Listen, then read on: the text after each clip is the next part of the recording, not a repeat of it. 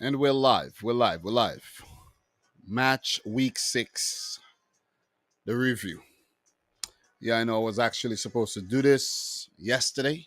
I was too tired. I had a long day. But I'm here, and we're here to talk Premier League match day 6. It was a hell of a match week. I think every week's going to be awesome. Results didn't go the way of City fans like myself, Liverpool fans, Arsenal fans. But it is what it is. Still early times. Guys, let me know how the audio sounds actually because I was messing around with a few cables and things like that. So let me know if the audio is on point as usual. Let me know if everything's okay and so we could get along with this review. So talk to me, Palomo.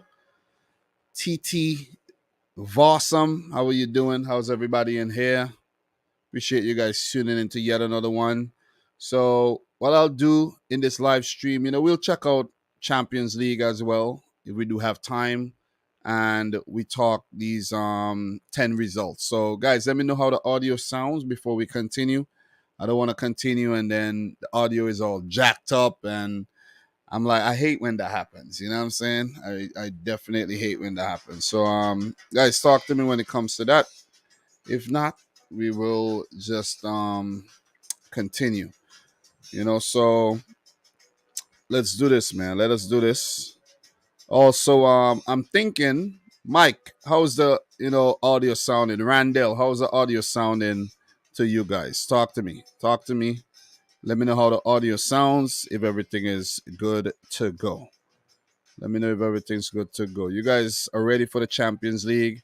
Yeah, I know we should have been talking Champions League primarily, but we will. Okay, so audio is good. All right.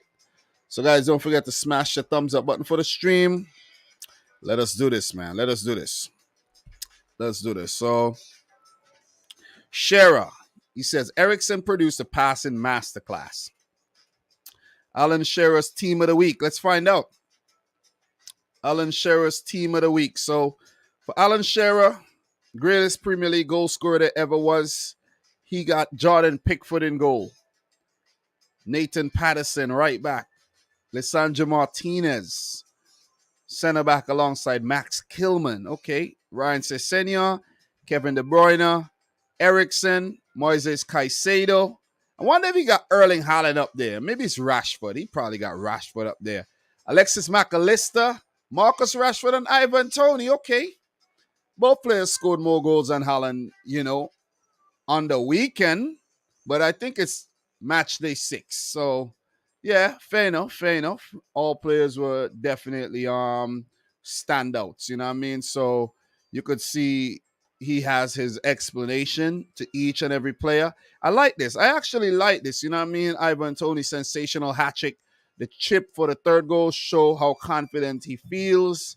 Marcus Rashford, he got an explanation. I'm not going to go through all the explanations that he listed because I'm pretty sure I could come up with some of my own. So with that being said, guys, big up to everybody watching the stream right about now. Guys, make sure you smash the thumbs up button and share the stream if you could. So let's get into the results. Definitely get into the results. I'm not going to go too much into a lot of news and transfer updates today. I'll save that for the preview because with the previews, I do a bit more research.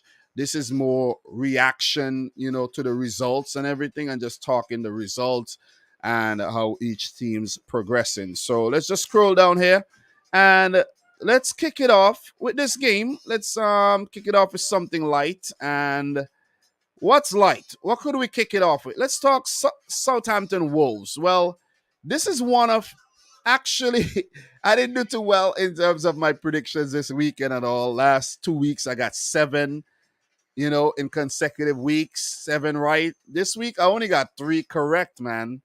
I didn't do good in the predictions this week at all because we had some weird results this week. You know what I'm saying? So, it's just one of those weeks, man. It is what it is. It definitely is what it is. So, Wolverhampton Wanderers 1, Southampton 0.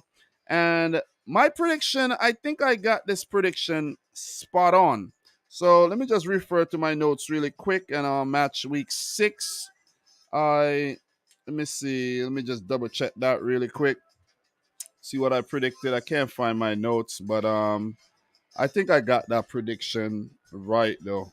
So I think I put it in a different book. Yeah, I have it in a different book. Yeah, I have so many books I can't keep track of the results anymore. You know what I'm saying? The predictions anymore. I really can't. They're all over the place now. They're all over the place. But I think I got it somewhere though. Yeah, I got it somewhere. So in terms of Wolves versus Southampton, I think I got a 1-0 prediction, Nah, 2-1 to Wolves. 2-1. So I went for a 2-1 prediction. I got, the result right, but not the score line.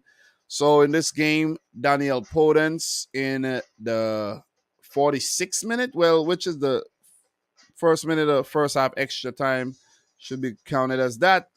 And Mateus Nunes with the assist. Very good pass. And the shot where Gavin Bazunu was expecting it to be a flush, nice, clean flush shot. It was actually like a scuff shot that ended up fooling the goalkeeper. And it just, looped past him to give Wolves the only goal of the game. Che Adams did get a couple good chances to score. But apart from that, the Wolverhampton defense wasn't really tested too much there. So if we check the stats in the game, Wolves with 50% of the ball, 7 shots, 2 on target. Southampton, 12 shots, 1 shot on target. So they didn't play badly.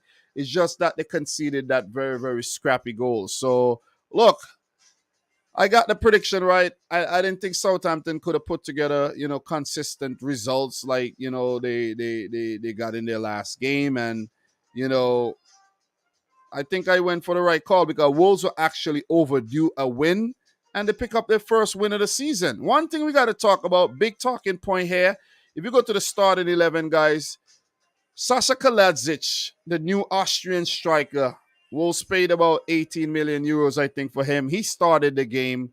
And sadly, he will be out for who knows, maybe the rest of the season with an ACL. That is really, really sad. That is absolutely sad.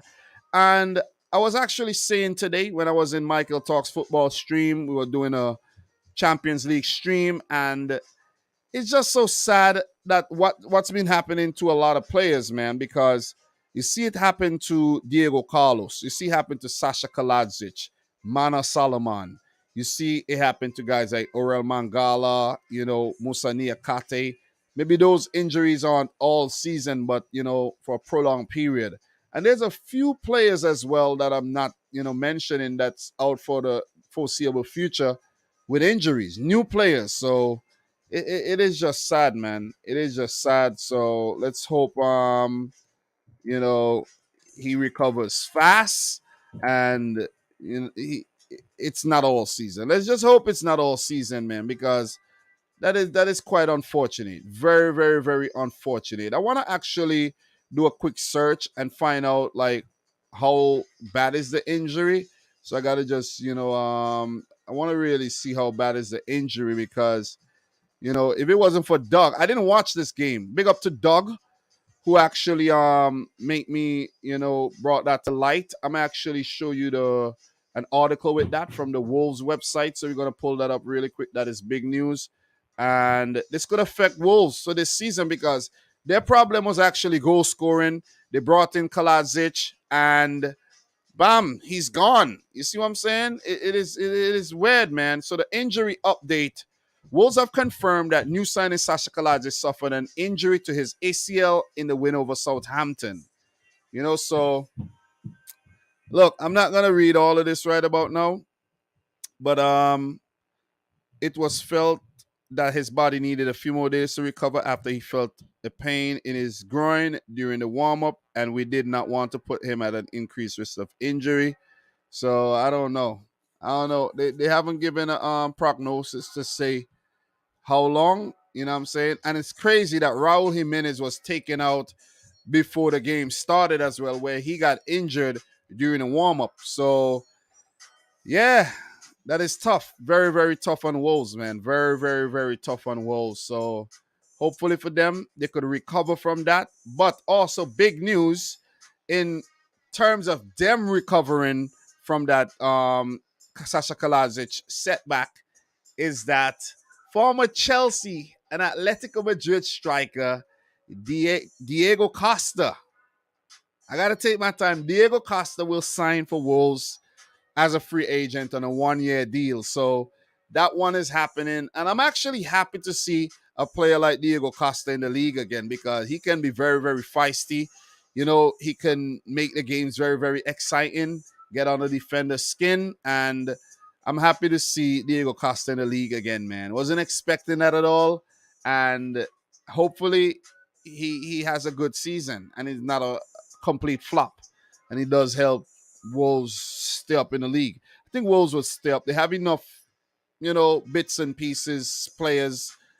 Sad to call them that, but guys like Podence and a few other players that's they haven't really lived up to expectation. You see what I'm saying? They score a goal here and there, but it's not like a good 10-goal haul with 6-7 assists for the season. It's just bit part players this for Wolves, in my opinion. Players haven't really done anything of note for Wolves. Sad to say, but they struggled. Earlier last season, they pulled things back together, and I think they had a very strong season. So they will be hoping that something like that happens again. So Michael Ola Peterson, Costa is always a nuisance, bro. Yep, welcome back, the legend. Donovan, big up to you. Stuttgart made a good deal to injury prone. Yeah, to an injury prone player, right? The player was struggling with some injuries and Stuttgart got rid of him. And bam, right away, man. Right away. So big up to Marcel, Dane, everybody in the chat, Palomo, Lego Dude, everybody in the chat, man. Dragon of the West, everybody who tuned in right now and who's in the chat right now. Appreciate you coming through. Hopefully, more people come through as the stream goes on. Usually that is exactly what happens. So look, just a minor setback for Ralph Hasenhüttl and Southampton. It's not a game that I saw, but I did watch the replay. But you're going to expect this from Southampton this season for sure, man. You know what I mean? You're not going to see them perform to high levels in every game, but they are a team that could actually shock you. But Wolves, I did predict them to win, and they definitely did so. So, look, in terms of the standings for Southampton, they're 12th. They do have 3 losses this season, however. Their first 6 games, 2 wins and a draw, 7 points, 12. Not bad. Wolves, with their first win, do have 6 points. They have 2 losses, 3 draws, and 1 win. So not bad either. Not bad, but they would want to be consistent and continue picking up 3 points per game. So in terms of Wolves, the next game will be a tough test, and that comes against Liverpool at Anfield. But look, for Wolves, they would go into that game confident because, teams are taking points off Liverpool these days. And then they do have Man City and West Ham, then Chelsea. So 4 tough games for Wolverhampton Wanderers. They definitely have a lot of work to do. In terms of Southampton and their schedule, their next game will be against Brentford. So we know Brentford in very good form. That's going to be a very tough game for Southampton. Then followed by one against Aston Villa. Guys, you could go on and on and on when it comes to these fixtures, but I'm not going to. If we just scroll through the 11 really quick to see if we see any players who weren't mentioning, Armel Bella Kochap, he's been doing well in the Premier League so far since he came in. Just scroll down a bit. Diallo coming in for the injured Romeo Lavia there. Who else could we touch on? Not João Pedro, but Pedro Neto got to step up his goal scoring, man. Not scoring enough goals, in my opinion. Players off the bench. Ainsley Maitland-Niles getting his first games, for Southampton there. And you could see Samuel Edozie as well, the Man City youngster, getting some game time. So I'm glad I actually went down because I didn't realize that he played in the game. I did not watch the game, and from the highlights, you don't realize these things. So I would like to see Adama Traore involved a bit more for Wolves, however, though. So let's see, if he'll get more game time in the future. So with that being said, guys, we're going to move on to the next game. And let's talk this one, man. This one was actually a very exciting game, and that's a 3-2 win for Bournemouth on the road. And I have to say, if this is what Forest are going to do in the league, they're going right back down with their 21 signings. I just want to put it out there. If this is what they're going to do, it ain't going to look good for them this season, because scoring 2 goals in the first half, going 2-0 up, and coming back to lose the game 3-2 is simply unacceptable. Poor game management by Steve Cooper and his boys here, and it is just not looking good at all for them. Seriously. They did pick up a little lucky win early in the season there against West Ham United, and apart from that, they haven't really played too well. You see what I'm saying? They did get a draw, a win, and that draw came against Everton. You see what I'm saying? And that was a late goal, and then Everton equalized through Demari Gray. But this is not good. I was actually happy for them when I saw, whoa, Forest 2-0 up, because I did predict Forest to actually beat Bournemouth. So I'm like, okay, Forest to continue, teams are going to continue to bully Bournemouth. And Forest done gone and drop points from, I predicted a 2-0 win for Forest. And from a winning position, you drop all 3. And not just 1-0, 2-0. Cheku Kuyate with his first goal for Nottingham Forest, and then Brennan Johnson with what I think is his second goal in the Premier League this season, and that came from the penalty spot. So, look, man, Lloyd Kelly with the handball there. Brennan Johnson pounce, nerves of steel. But in the second half, I don't know what went wrong here, but it just went pear-shaped. I got to say, a big shout out to Philip Billing, man. A lot of people are talking about maybe the Alexis McAllister goal and a few other, other good goals that was scored over the weekend. But this game had some brilliant goals. The Philip Billing left-footed shot, man. God damn. What a goal. I think that was not like top bins, but that actually went straight over the goalkeeper's head and like dipped under the bar. That was ridiculous. That was a ridiculous shot. And the Solanke goal in the 63rd minute, where I think I actually put Solanke. I put Morgan Gibbs-White on fraud watch. He crossed the ball in for Kuyate's goal. So, these players actually responded to what I was talking about. And then Solanke, he was on fraud watch as well. I said he needed to score. Bam with the equalizer. Spectacular, volley there, even though the defender was challenging him. Spectacular volley that came from what I think was a set piece situation. I think that came from, and then the Jaden Anthony goal, man. Jaden Anthony, a player. The first time I saw this kid, I said this is a good player. That's a good player. Came off the bench. You got to give kudos to the interim manager there. I think his name is Gary O'Neill, if I'm not mistaken. And he made a masterclass move there by bringing on Jaden Anthony late in the match. And bam, breakaway in the back of the net, man. The winner. I think Bournemouth couldn't believe what was actually happening. And you got to commend Bournemouth, for bouncing back so well after the 9-0 drubbing they received from Liverpool. 9-0, Scott Parker got sacked, and 2 games after that, 4 points. So they're not doing too bad this season. Bournemouth are 13th with 7 points. 7 points, 2 wins, the draw, and 3 losses. And even though no one's going to forget the drubbing that they got, because that's a 9-0, it's like Southampton got 9-0 twice, and no one forgets that. They never went down. And even though I predicted Bournemouth to go down, they might stay up because they 7 points, you know what I mean? 7 points for a team that gets relegated might actually be, let's say, a quarter of the points they might get. You see what I'm saying? Because a team might get relegated to get 28 points or less. You see? So they're on their way to, maybe surviving. And the team that we probably have to start worrying about is Nottingham Forest. Because even though they made a lot of signings, I predicted them to do well, be the dark horses, maybe come in 13th. they're finding it very, very hard to gel. The team has no identity whatsoever because it's just like a FIFA career mode team where you just sell all your players and buy new players, basically. You know what I mean? That's what it is. And you're hoping for the best and you take time to gel.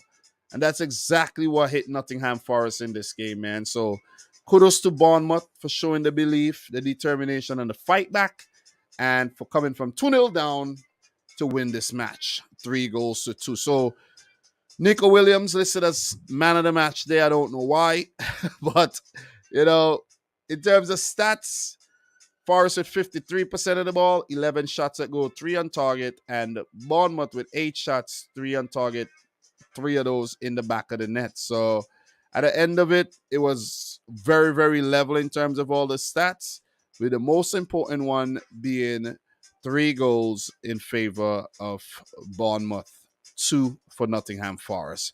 So, look, we are definitely going to move on, but let me check the lineup to see if, Steve Cook coming up against his old team there. There were actually 2 Cooks on the field. Lewis Cook and Steve Cook used to be in the same team, the Bournemouth team as well. Adam Smith's been around. I think he celebrated a milestone there in this game as well. So, look, great result for Bournemouth, man. Great result. Ryan Fredericks got to run out. He's been injured for some time. Kiefer Moore, Jaden Anthony. And, got to give it to Neto in goal. Though I think the conscious decision to actually take Travers out of the firing line and put Neto in there actually is proven to be a very, very good one. So look, Taiwo Owani, man, I have to mention this. It almost slipped through the cracks, man. Taiwo Owani had a great chance to equalize. Great chance. The goalkeeper went walkabout and the ball was there to put in the back of the net, but Owani swiveled and he had more time than he thought and he put the ball wide. So that was a situation where could have definitely leveled the game and walk away with something, but they walk away with no points from this game. So, look, in terms of the 2 teams, Bournemouth, their next game will be against Brighton. So, Premier League games are very hard to predict, man, because one day Bournemouth's getting 9-0. The next day, they coming back from 2-0 down to win the game 3-2. You know what I mean? So, man, very, very difficult to predict, very difficult to analyze as well. So they do have Newcastle coming up, followed by a game against Brentford. So in terms of Nottingham Forest, so Bournemouth are 13th. Forest are actually 19th with 4 points, 1 win and a draw. Their next game is against Leeds United. So both teams, they're coming off of losses. That'll be a good clash. They do also have a game against Fulham, followed by another one against Leicester and Villa. So they're playing against some teams that are not doing the greatest in their next upcoming games. So ideal for them to pick up, valuable points. Will it happen? It's left to be seen. So big up to everybody in the stream. Appreciate you guys tuning in. Make sure you smash the thumbs up button. We have Randall Brown saying, it is Forest that made a whole side in the transfer window. And let me see. I've always wanted Billing at Liverpool since their last time in the Prem. Okay, you like Billing. All right. Okay. I think Billing's from like Denmark or something. It's kind of weird. Or Norway, one of them places. Let me check the flags really quick. Billing is he's from Denmark. Yeah, it's kind of weird nationality, right? For a player like him. So Donovan is saying Forest going straight back down. It's only been 6 matches and Forest signings have not gelled. So wait until it's maybe match week 15 to predict them going down. Okay, fair enough. But it might be too late by then. You know what I'm saying? Might definitely be too late. They might get their stuffing knocked out. Might be too late. So look, what we're gonna do, we're gonna keep it moving. We got a lot of matches to talk about. And let us talk about this 0-0 draw between Crystal Palace and Newcastle United. Look, I can't even remember if I watched the highlights for this one. I seen maybe a glimpse or 2, but I can't remember anything from when it comes to this game. 0-0. I did predict a draw for this one the last time I checked. Let me just double check really quick.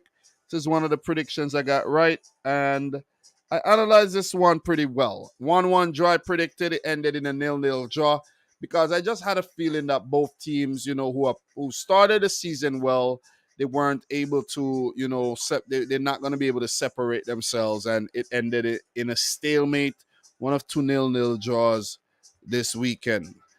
So I think it's a fair result. One, negative here. I see that Alexander Isak did go off injured, which is not a good thing. I think I was actually watching a little bit of this game. I think I was. Tyreek Mitchell came off in the 63rd minute. I think I was watching a little bit of this game from what I could recall though. But it's very vague in my memory though. Very, very, very vague. But look, you could obviously see that this Newcastle team is struggling a bit without Alan St. Maximin and Callum Wilson. Because these players are the brightest stars on the team. And Isaac coming in is a good replacement for now for Callum Wilson. It's going to be interesting. Oh, not really. I think what's going to happen when Callum Wilson is fit, Isaac's going to get pushed over to the left or the right, I think. Well, he should be pushed over to the right along with St. Maxima fit over on the left. Almiron would have to drop to the bench. I think that's actually what's going to happen. A bright spot here for Newcastle lately, in my opinion, it has been the inclusion and the introduction of this young player by the name of Elliot Anderson, who I think's coming through the ranks very, very, very well. So let's keep an eye on that kid, Elliot Anderson. But overall, not much really to talk about here when it comes to this game. I could swear I wrote something down. I was actually making some notes when I was watching the highlights here, and yeah, it's not for any of those games though. I was actually I think I touched on most things when it comes to the Bournemouth Forest game. But I have two more games that I was watching the highlights and I wrote down, so I have some more things to actually. Hopefully, I remember to touch on these things. But yeah, pretty much it. Yeah, yeah. So yeah, not much to really talk about when it comes to this one, to be honest, man. If anybody has anything to say when it comes to this match, please feel free to share. And you know what I was thinking? I was actually thinking, man, that if there's anybody who want to jump on the stream to share their thoughts, you could actually do that. You know what I mean? I won't mind having somebody come and join me from time to time. I think I need to start having you guys involved a bit more into the live streams. Oh, a VAR decision. Let me jog my memory here. Was it this game? Was it this Newcastle game? There was a VAR decision. I know of the West Ham game, and I'm trying to remember which VAR decision you guys are talking about when it comes to this one, though. Remind me, because I know about the other VAR decisions, but a VAR decision in this game. Oh, yeah. Now I'm remembering. Tyreek Mitchell pushing Joe Willock onto the goalkeeper. Yep. And the goal went in, and then they actually reviewed it. Yep. Now I'm remembering, man. So Tyreek Mitchell, and I think that's why Tyreek Mitchell was actually taken off afterward. Like, eventually, Tyreek Mitchell was taken off because, he was not having the best of games, I think. So look, and he has been struggling with injury lately, though. So I'm mad. I know I saw something. I actually, saw this. I knew that, but the fact that I watched the highlights yesterday and I didn't do the live stream like directly after I saw the highlights, tend to forget things. You know what I mean? So definitely that was another call. Look, my opinion on that. I saw it. I think I actually saw it when the game was live, if I'm not mistaken. And it's a tricky one because with Tyreek Mitchell pushing Joe Willock and then pushing Joe Willock into the goalkeeper, and then the ball ended up in the back of the net. I think it hit Joe Willock and went in. Was that actually Joe Willock's fault for not for the Tyreek Mitchell push? You see what I'm saying? That was a whole talking point around that. And would the goalkeeper have gotten it And the fact that it was Crystal Palace player pushed the Newcastle player into the goalkeeper. The goal, I think the goal should have stood because it wasn't the Newcastle player's fault why he was pushed into the goalkeeper. You see what I'm saying? So that one was a tricky one. And the refereeing, PGMOL, I think it's called, or something like that, they came out and said that, yeah, there's been some VAR mistakes. There's been some errors and I don't think it's VAR itself, because VAR could be a good thing. It's just an interpretation of the laws and how it applies to the situation in the game. And I think that's what we actually getting wrong. Yes, and Isaac did miss the 1v1 there as well. So yeah, I could definitely remember that. So you got to give credit to the goalkeeper there for pulling off that save. I did remember that as well. So, look, in these 0-0 matches, there's chances. You see what I'm saying? I'm not going to remember every single chance unless I write it down. But you could see both teams had tons of chances to score. But it's the goalkeepers that came up trump under the. Nick Pope has been massive for Newcastle this season. And that's what? 19 shots at goal, 9 on target, none in the back of the net. 23 shots for Newcastle, 6 on target, none in the back of the net. So both goalkeepers were doing their thing on the day. And at the end of the day, I think that's what resulted in a 0-0 draw, because the game could have went anyway and both teams walk away with a point apiece. So look, VAR, I know the Newcastle fans would feel like they should have won the game eventually, but you might say, okay, what if they had scored? Maybe Crystal Palace would have scored too. You see what I'm saying? So just to let me just pull this game up. So let me see what the notes was for this incident actually, and because we don't want to misinterpret things as well. So let me just scroll down here, and this happened. Let me see when this happened. This had to happen around. Let me see when this happened. Let me pull this back a bit. It happened before Tyreek Mitchell went off. So, okay. Let me see something.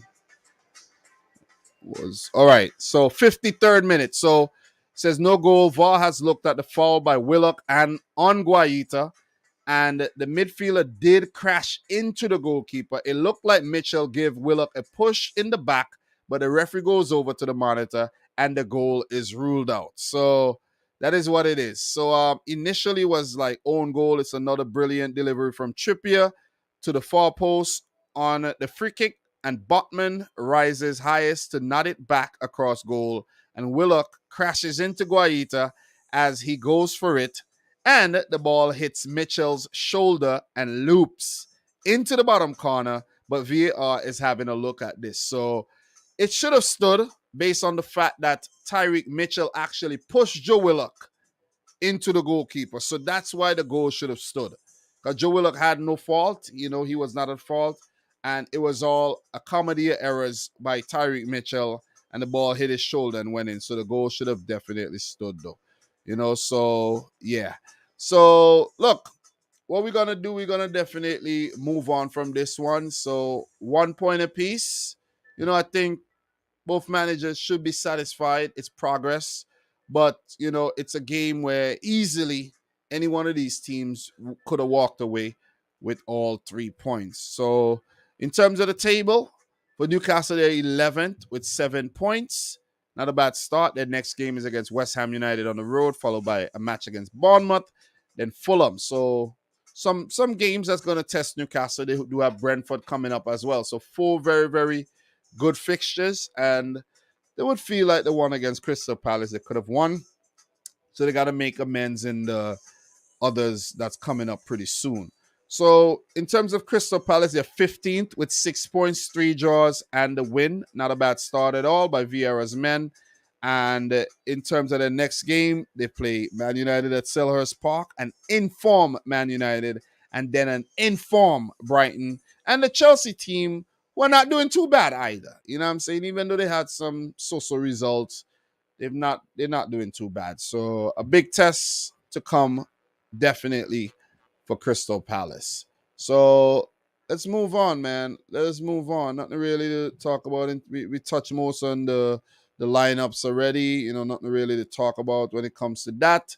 And we're gonna move on to the next game, man. So look, big up to everybody in the stream once again. If there's anybody in here who would like to come on and join me, make sure you definitely hit me up on Twitter so you could get the link, Dominic Rich FC. And if there's anybody who want to come on in the future, just let me know by hitting me up on Twitter. Okay, so let us keep it moving. All right. So look, in terms of the next game that we're gonna touch on, man, we got a lot of games to talk about. Let's talk about Brighton smashing Leicester to bits and pieces. Was actually watching this game as well, and it was a very, very entertaining match. We had another VAR situation in there as well that chalked off a very spectacular goal, man. And it's just so sad that it happened, but Alexis McAllister did make up for it with a brace. So in this game, Kelechi Iheanacho from the kickoff. I actually started watching this match at the 4th-minute mark, and I was like, damn, I missed the goal. I didn't even see the Iheanacho goal. But it's good that Brendan Rodgers actually started Daka and Iheanacho ahead of Vardy, and it looked like it was actually working. Because what? First minute goal. Like, god damn, I did the right thing. And then Luke Thomas with the own goal. Moises Caicedo with a banging goal. Very, very good breakaway and, good setup by Enoch Mwepu to Moises Caicedo. Caught the Leicester defense napping. And 2-1. So from being 1-0 down, equalizing and going ahead, you got to give credit to Leicester City for coming back in the game. Daka with a spectacular celebrations as well.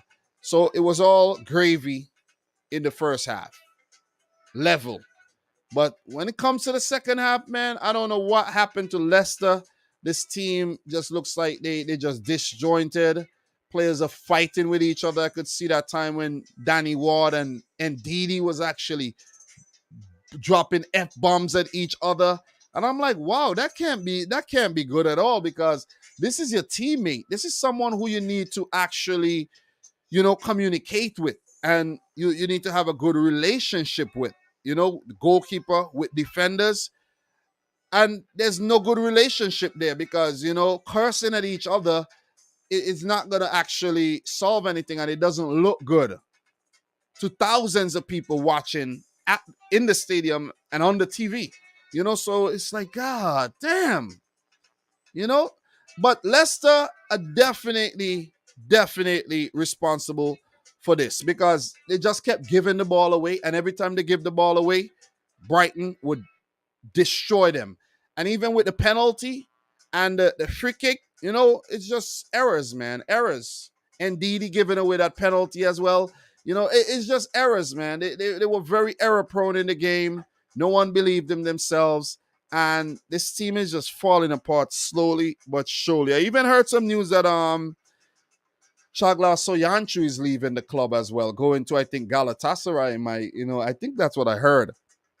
So at one time, Soyuncu was actually valued around 50 million. Leicester, if they had sold Soyuncu when interest came in, I think Man City and the likes of Liverpool and all these teams are looking at Soyuncu. He was playing some great football around 3 seasons ago, man. Guys, don't forget that, man. Chagla Soyuncu, when they sold Maguire, like Maguire who? You know what I'm saying? Look at what Soyuncu is doing. And then he's just, falling off big time. And that's just an example of what's been going on at Leicester City. They're just rotten to the core, and I think that's the reason why Fofana wanted that move to Chelsea so bad, you know what I mean? And with guys like Tielemans, no transfer, the failed transfer. And, I think they're dealing with some financial situation over there as well, where the players on the wage bill and everything is, so I don't know, man. Leicester need to sort the situation out, and they need to do so ASAP, because Brendan Rodgers could definitely be the next manager sacked. He's on the fraud list. Just want to put it out on there. He's on fraud watch. Definitely. Oh, Lego dude. Do not even start, bro. Don't even start talking about Danny Ward. Danny Ward is probably the worst goalkeeper in the Premier League right now. Amongst all first-team goalkeepers, Danny Ward is like the worst. He should actually be, he was a second-team goalkeeper. You know what I mean? And number 2 and number 3 goalkeeper. He should actually be number 2. Leicester made a big mistake when they lost Schmeichel and didn't go in for a number 1 goalkeeper. They actually went in for a backup goalkeeper. I don't understand these guys, man. I really don't understand these guys. They have players playing out of position. They then Didi playing a center back, Amate playing a center back, and they're not looking good. Fair to them, they've been struggling with some injuries as well. Ricardo Pereira is out, but still, team's not the same team, man. They lost Fofana. I want to see if this guy Fires comes in and does something to help the team, because they need some help, man. Guys like, look, Madison dwelling on the ball too long, giving away the ball, losing, getting dispossessed. It wasn't a good game for him at all, man. You know what I mean? So they tried. They did well in the first half, but second half there, man, taken to the cleaners. Trossard's a brilliant player, man. I've been talking about him so much, and he's always helping out with either a goal or an assist.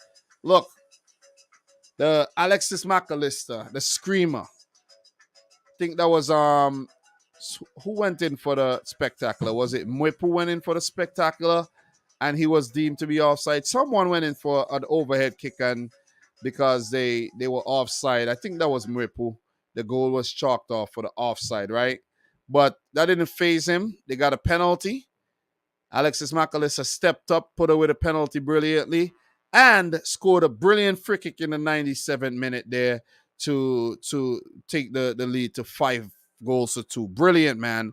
This player, I'm telling you, Brighton does so much, so much good scouting that a lot of these players are gone. I think there was a lot of interest for Leandro Trossard during the summer, and Brighton were able to, keep that player. Maybe they wanted a lot too much for Trossard. And Alexis McAllister is gone next summer, man. Next summer, January, someone's going to pick him up, man, because he's a damn good player, technically gifted, and he has an eye for goals. And this is the thing, right? Remember, he's an attacking midfielder. And we always talk about Liverpool needing an attacking midfielder who could score goals. You see what I'm saying? And when you look around other teams and you see there's these midfielders banging them into the back of the net, and you say to yourself, why aren't the Liverpool midfielders doing this on a more consistent basis? You see what I'm saying? So every time I see that, it just brings me back to how, one-dimensional the Liverpool midfield is. And maybe a player like Alexis McAllister could help Liverpool. You know what I'm saying? Who knows? So I'm doing a little bit of scouting for Liverpool. Guys like Pascal Gross, you see him there listed as man of the match, quietly doing their job, man. And I predicted them to lose the game, actually. So I went for that prediction because I think Leicester, they didn't do too bad against Man United, and I thought they were getting, picking a bit of form. Not the case. Not the case, man. It's not looking good for Leicester. Leicester are literally at the bottom of the table right now with 1 point. 5 losses. 5 losses on the bounce. I don't think Brendan Rodgers is going to last with 7 losses on the bounce. I'm saying 7 because next game, if they lose that one, you might say, give him another chance. But it will be a Midlands derby between Leicester and Aston Villa. And with Villa picking up that big point against City, that will give him a lot of confidence. They got out the relegation zone with that. And it's not going to be an easy game. You see what I'm saying? It ain't at all. It's not. It's not going to get easier for Leicester. Then they got Tottenham. So if they fail to beat Villa, most likely they will lose the game to Tottenham. You see what I'm saying? There's some easier fixtures coming up against Forest, Bournemouth, Crystal Palace. But who said it's guaranteed that they're going to get anything from those games? It looks like Brendan Rodgers is a goner, man. It looks like it's too late to save Leicester City. And you're having that 2014-15 Leicester City vibes all over again, where they barely survived with 41 points. Then went on to win the title the season after. So the last time they were in this type of position, it was 2014-15, relegation scrap. I think that was Nigel Pearson who saved them, if I'm not mistaken, if I could recall, right? So sad, man. Sad. Because this is a team that fought for top 4 2 seasons in a row and got put into the Europa League like late in the season. And then last season fell away big time. And this season, it seems like the fall continues. So hard luck to Leicester City, man. Very disjointed team at the moment, not playing their best football. But as for Brighton, Hove Albion, look, as I always say, the seagulls are flying in any weather. Give it up to Graham Potter. Give it up to his very, very talented team. And the squad is very versatile as well. And it's a deep squad because, you know, and I did put Robert Sanchez on fraud watch, and he did good in the game. He didn't do too bad. He didn't do too bad at all. I know he conceded twice, but he didn't do too bad. Look, just to scroll down on how deep this Brighton team is. Tariq Lamptey can't even get a start. He only got like a couple minutes in the game, right? You look at Estupinian. He didn't start the game. A little bit of rotation. Solly March, I think, had a very good game. You know, he's growing with confidence. You know, he had a good match. And you just go back to the squad. Steven Alzate, I think, was linked with a move away from the club, but he's still there. Mitoma, he's been getting a lot of time off the bench. Billy Gilmore made his Brighton debut. That's some talented player that they scooped up there. And Dennis Undav came on and made a nuisance of himself late in the game there. Could have scored. So they have depth, they have options, and they're a dangerous outfit, man. So even though Brendan Rodgers tried to switch it up a bit with dropping Dewsbury Hall and Vardy to the bench and Amate, it didn't work out. It didn't work out, man. He's going to continue to try new things until he gets the sack. But also, I heard it's going to be very expensive to sack Brendan Rodgers. And Doug and I was actually talking about this, and I heard it's actually $25 million to sack him. So, you know, as Lego Dude is saying here, they might need to call in Allardyce, right? Definitely, man. So Lego Dude also, McAllister definitely going to a top 6 club this summer. Or it could actually be a move away from the Premier League, because let's not think that it's only Premier League clubs are interested in these players. He could get a move to a La Liga team, you know what I'm saying? An Italian club, a Bundesliga club, you know, so you never know. It's whoever comes in for him. So, look, Michael is saying, I just don't understand Liverpool, and I am beginning to get fed up of that shit. Brighton, Munich, says Marcel, is flying. So, look, what we're going to do, we're definitely going to keep it moving. Big 3 points for Brighton and Hove Albion. With that 3 points, they actually stay 4th in the table with 13 points. Brighton are only 1 point behind Spurs and Man City, and 2 points behind Arsenal on top the league, right? Above United, who they beat this season as well. So the only thing for Brighton is for them to stay there. They started well last season, and they fell away as the season progressed and pulled things back a bit at the end. Finished with their best season ever, 51 points. And let's see if they could actually better that, emulate that, or even, you know, get Champions League or Europa Conference League football. So for 4th place, Brighton, their next game will be against a beatable team in Bournemouth, another beatable team in Crystal Palace. Then they do have some tough ones against Liverpool and Tottenham. That's where the real test comes in, to see what this Brighton team is really made of, if they could actually stand up against the bigger clubs in the league. So 4th place, and they're soaring like they did last season. So in terms of Leicester here, bottom of the league, 1 point, it ain't looking good at all. Not looking good. It's one of the worst starts ever, I think, in the Premier League, the top flight history. And as I mentioned, they play Aston Villa next, but then they got Spurs. So it's imperative that Brendan Rodgers get results, even a draw against Villa and a draw against Spurs, to at least stop the bleeding and put some confidence in his job, because he's looking like the next man to face the axe. But what's working out for them, the next couple fixtures, they're good. You know what I'm saying? The toughest one in there is the Spurs fixture. And we know Leicester, in the past, they could compete with anybody. I feel bad for them. Seriously, I really, really do. So, with that being said, guys, we are definitely going to keep it moving. Move on from horrible Leicester and brilliant Brighton and Hove Albion. What are you guys saying in the chat right about now? So, once again, if there's anybody who want to come on and share their piece, come through. But it seems that I said that a couple times. Nobody is saying, hey, I want to come on. I want to come on and say something. Everybody's scared, man. Don't be intimidated. Come on, say something. You know what I mean? I do it every single week. Why can't you do it? So, look, the next game that we're going to talk about, let's move on. And we're doing well, though. We're doing very, very well. Let's start Brentford 5, Leeds United 2. What a game, man. What a game. So, Ivan Toney in the 30th minute from the penalty spot. And this guy is a maestro from the spot, man. The way he executes his penalties and the swagger, the confidence he exudes.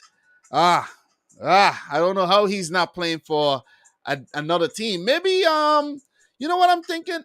Maybe it wasn't an option, but Newcastle United could have gone back in for him, He was a former Newcastle player, but maybe he doesn't want to go back there. You know what I'm saying? Maybe he's just saying, nah, I don't want to go there at all. Nah, not at all. I don't want to go back. But what a striker, man. What a striker. Came through the ranks. I'm pretty sure Ivan Toney was playing in the third tier the other day, if I'm not mistaken. Toney. I'm pretty sure before he was at Brentford, he was at one of those teams, man. Let me just do he's only 26 these days. And Ivan Toney, yep, I'm telling you, Ivan Toney used to play at Scunthorpe United, right? I know he was a Newcastle United loanee, right? So he started off at Northampton, went to Newcastle, came to the Northampton Academy, then went to Newcastle, right? So from Newcastle, I think he played a handful of games in the Premier League prior. Then he went to Barnsley. So he's been somewhat of a journeyman, right? Only 26 years old, and he's already played for Northampton, Newcastle, Barnsley, Shrewsbury Town, Scunthorpe United, Wigan Athletic, right? Peterborough, and Brentford. That's 8 clubs. Ivan Toney has already played for 8 clubs. This is absolutely nuts. Nuts. He was actually sold by Newcastle to Peterborough in 2018. That's where I actually know him from. Because from playing FIFA, right, and you're coming up the lower leagues, there's this guy, Ivan Toney, just keep banging in goals and goals. And you're like, what the hell? Who is this guy? Who's this guy with the dreads? Just moving so fast. 390,000 euros was the fee for Ivan Toney back in 2018. Then Peterborough sold him on, because he did well, obviously, to Brentford for 5.6 million. Do you know how much he's worth today in the market? 35 million. So you got to give it to players like Ivan Toney, who had to really deal with a lot of adversities and who had to scrap and just, climb up the table, man.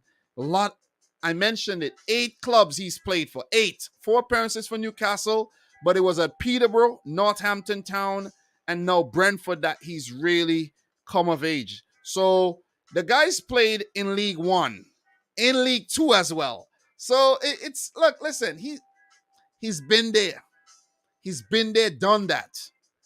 League 2, League 1, Championship, Premier League. There's not many strikers who could say they went through the football system like that. I know Jamie Vardy did, a couple players. Even Harry Kane went out on loan on a few occasions, and had to, climb up the ladder to success. But you got to love this Ivan Toney story. And this was one of the best hat tricks you could ever see, man, because those goals, bangers. When I tell you, the penalty, well executed. The free kick in the 43rd minute, nobody move, okay? Nobody get hurt. Brilliant. And the hat-trick goal was the best of the lot. Best of the lot, man. Goalkeeper gone walkabouts. And the loft. Brilliant. Something that Welbeck could have did in the Brighton game. He didn't pull it off. That just shows how quality Ivan Toney is. Brilliant, man. But look, just to, go back to the goals. Toney in the 38th minute and the 43rd. Luis Sinisterra, I think this is his first Premier League goal. He did score in the cup, if I'm not mistaken. And he's definitely been good for Leeds so far. Mark Roca, did pull one back after the Ivan Toney hat-trick in the 79th minute. And soon after that, when they actually thought that, okay, they're going to make a game of this, being 3-2, only one goal down, Brad Mbeumo, who I actually put on fraud watch. He came up with a goal, and Johan Wissa, man, oh man, what could you say about Johan Wissa? He just keeps banging them in for fun. Scored in the previous game and scored again in this game. Super sub Wissa. I think Wissa is actually better from the start, though. I think he is. And just to give the biggest thing I'm going to say about Ivan Toney today, I actually think Ivan Toney deserves to be in the England World Cup squad. Ivan Toney deserves to be in the England World Cup squad. Should I say that? Should I say that again?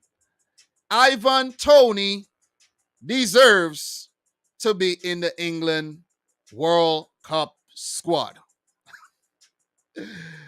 Oh man. Guys, let me know if you actually agree with that. Let me know if you agree with that. So, look, Brentford, I predicted them to get relegated. And they're proving me wrong early, very, very early on in the season here, because that's a solid start. That is a hell of a start, man. Hell of a start, if you ask me. Perfect, ideal start. And in the table right now, Brentford 8th, 9 points. That's a great start. 2 wins and 3 draws with a solitary L. That's how you want to start any Premier League season, man, especially for a club of their stature. And when I say stature, I don't mean they're massive. They're one of the smaller clubs, one of the underdogs in the league, and brilliant start to the season, man. So for Leeds United, however, I did predict them to win this game. They didn't do so. Good for them that they're getting some players back fit and everything. But, just some defensive errors just didn't, work out. You could think back of the Mbeumo goal when the ball came off of the defender and set up Mbeumo and everything, and, he did the rest. So I guess the Bielsa defensive errors are actually creeping back in, though. But look, some good takeaways, guys like Roca had a good game. He'll feel like, he's building in confidence. Didn't really feature too much for Bayern Munich, so it's nice to see him doing well in the league. Gelhardt got an opportunity, so did Bamford off the bench in the absence of Rodrigo. He'll be out for about a month. And, I like to see Nanto and these guys pretty soon. You know what I mean? They brought in Wilfried Nanto, wasn't on the bench there. Crescencio Somerville had a penalty shout as well. Nice to see him get some minutes too. So look, Leeds should be okay, but you can't keep picking up these results. And something that I actually have to talk about, because I'm seeing the red card and I'm like, what is this red card for again? No player got sent off, and now I remembered Jesse March got the red card. So Jesse March dismissed, so that'll be a setback for them as well. Just like Kante and Tuchel got red cards already this season as managers, he won't be on the touchline for the next game. So look, Leeds did get opportunities. but they didn't take him. I could remember Bamford had a great opportunity. I don't know how he didn't actually score. It was like the ball was going in. He just needed to tap it in, and it hit his heel.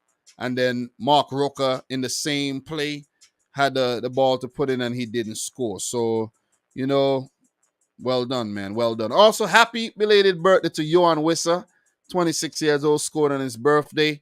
Ivan Toney as well was on about 49 goals for Brentford, if I'm not mistaken. I was just on his profile, and I didn't actually look at the goals he had for Brentford. So Brentford 52. Yep, he was on 49 goals in his Brentford career, and he's now made it to 50. The first team he actually picked up 50 goals for, where he had 49 for Peterborough before he left. So congratulations to Ivan Toney, man. Definitely big game, and Brentford deserve all 3 points in this match. So very entertaining one, a lot of goals, 7 goals, and Brentford are proven to be entertainers just like they were last season. So just to keep it moving, don't want to linger too much on this one. If you guys have anything to add, please let me know. Let me see if anybody answered. Okay, nobody wants to come on. All right, nobody. Oh, Theodore Grandit say I might come on later. All right, I don't know how later you're gonna come on, but let me know. Let me know. Come through. Say your piece. So look, we're gonna keep it moving, but before we do, 8th place, Brentford, 9 points. Their next match will be against Southampton. They will be looking forward to that one. And I know Brentford are going to relish the opportunity to play against Arsenal at home. I don't think they're going to back down when it comes to the bigger teams, and they're gonna definitely put them to the test. And I kind of feel bad that I predicted Brentford to go down, but still, last season they started well and their form fell away. So maybe I made the right call. Maybe I didn't.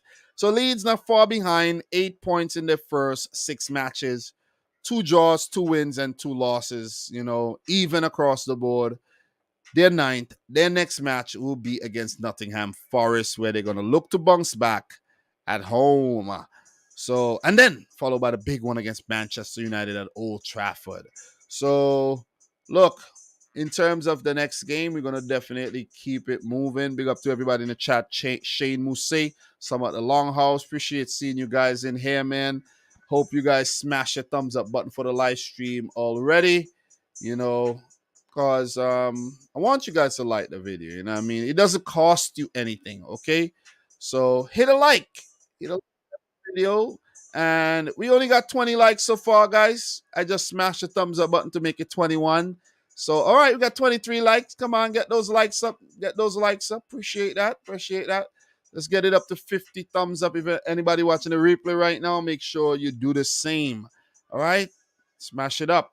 So, let's keep it moving, though. Let us keep it moving. We have a few games left to touch on. We have the Liverpool, Everton, Chelsea, West Ham. We got the Spurs, Fulham. We're not doing too good in terms of games, though. We only talked about 5 games so far. That's not good. Let's talk Spurs, Fulham, man. I should only be talking about these matches for 5 minutes. Live stream done in an hour. But look, an hour has gone, and I'm only gone 5 games. So, not good. And and you know what? It's the low-profile matches I talked about. So it's not like it's the big games. I left the big games for last. And look, I'm only 1 hour in, and it's crazy. It is crazy, though. So, look, man, this is one of the predictions I got right. Tottenham to defeat Fulham 2-1. But look, Fulham did put up a really, really good fight. You got to give him that, man. Definitely, indeed. So, Pierre-Emile Højbjerg in the 40th minute, he's getting into the goal-scoring act a lot these days. It took him a very long time to score his first Southampton goal. I don't know if a lot of you guys remember that, but he's already gotten 2 this season for Spurs in the 40th minute. Similar type of goals. And then Harry Kane in the 75th minute. People are also saying that one was a suspicious goal in terms of a possible offside for that one. And Richarlison with the assist for the Højbjerg goal, of course. And then Mitrovic again in the 83rd minute. The man can't stop scoring, man. Over in the far post, he just can't stop scoring. So you got to give it to Alexander Mitrovic as well. And his goal scoring form, I think he's up to about 6 this season already. So, credit to him, man. And I think if they continue to play him in the 11, that Fulham would actually stay in the Premier League. You cannot lose faith in your big striker. And I think that is a huge mistake that previous managers did when they had Mitrovic at their disposal. Another player I think should have gotten a better chance was actually Joe Bryan. I was thinking, to be honest, I thought that Joe Bryan was about 33 years old, and that's the reason why Fulham wasn't actually deploying him in the Premier League. Joe Bryan was only about 26, 27 years old, and he's gone. He left for I think, where did Joe Bryan go? Did he go to Nice or something like that? I think he went to Nice or something. Joe Bryan, I think he went to Nice. I think he was linked with a championship club. Yeah, he went to Nice. He's 28 years old. I think he just had a birthday too. So it's crazy. Yep, he just had a no. Let me see. Let me see. Yeah, September 17th. He's 28. He's gonna be 29. So he's gone to Nice and he's already played one match already. So, and that's crazy, right? Can't get a game for Fulham in the league, and he's already gone and played for Nice. They lost that game, however, against Monaco, but he played 14 minutes in that game. So that is nuts, though. You know what I'm saying?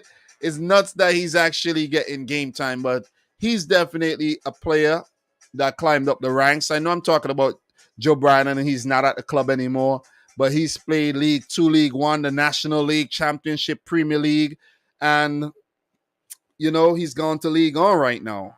And he's responsible for helping Fulham, come up to the Premier League on multiple occasions. And when I say that, I mean that was a 2020 final day against Brentford, when Joe Bryan scored both the goals. And he came up to the Premier League and didn't get hardly had any minutes.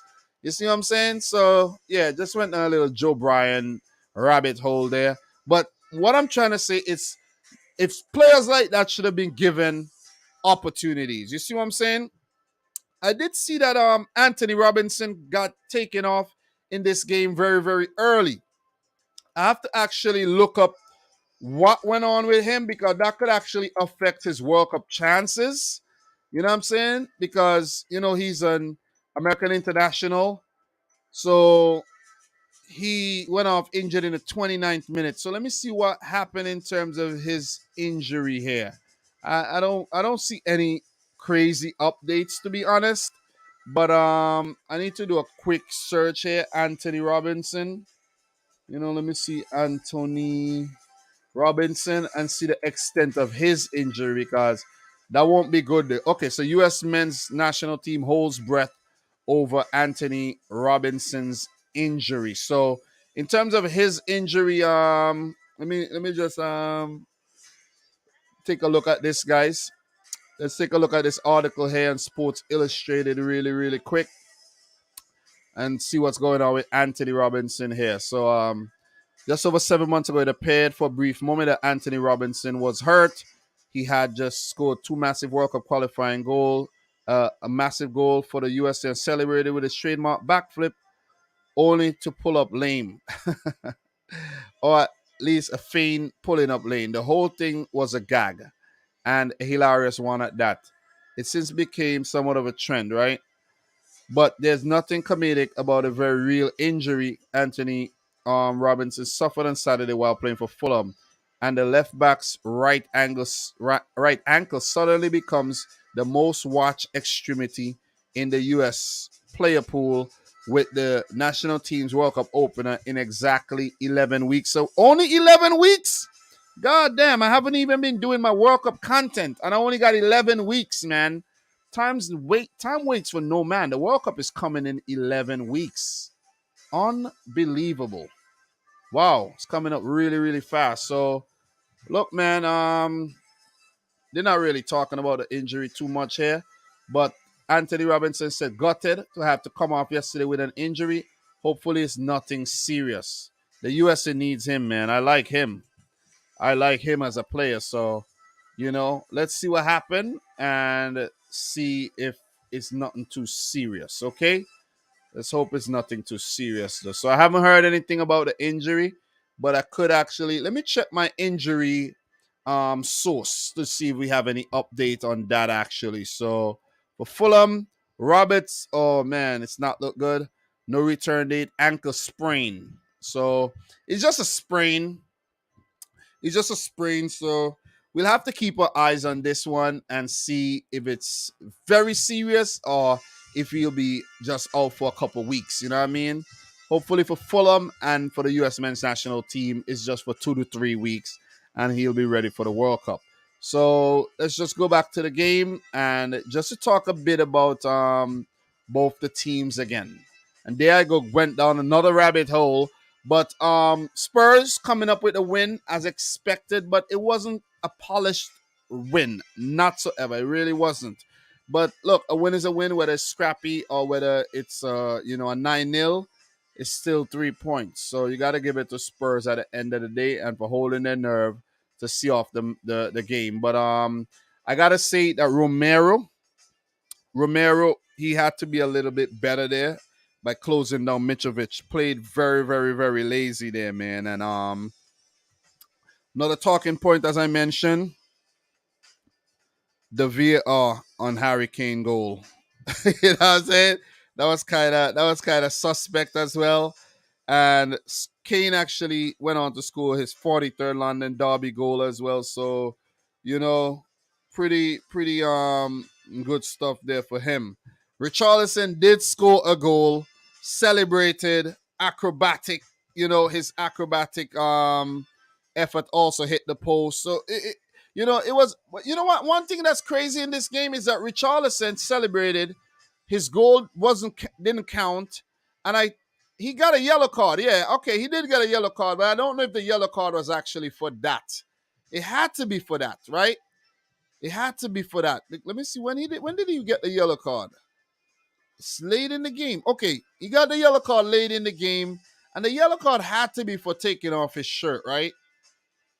Because I heard the commentators were saying the yellow card is going to be rescinded. You can't rescind the yellow card if he took the shirt off.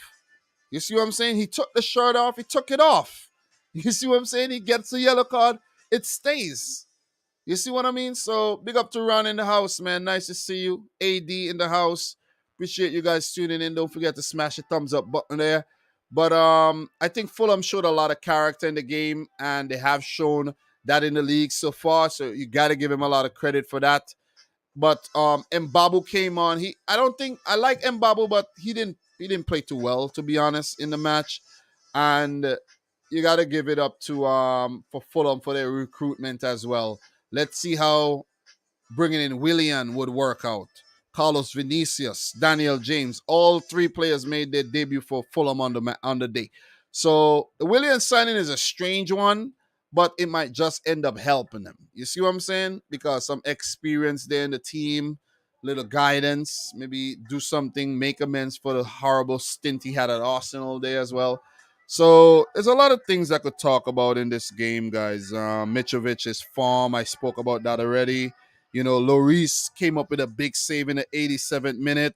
That was actually, he's been at the club for 10 years. So he actually saved Tottenham from dropping points. So when I say it wasn't a smooth win for Spurs, it really, really wasn't though. So yeah.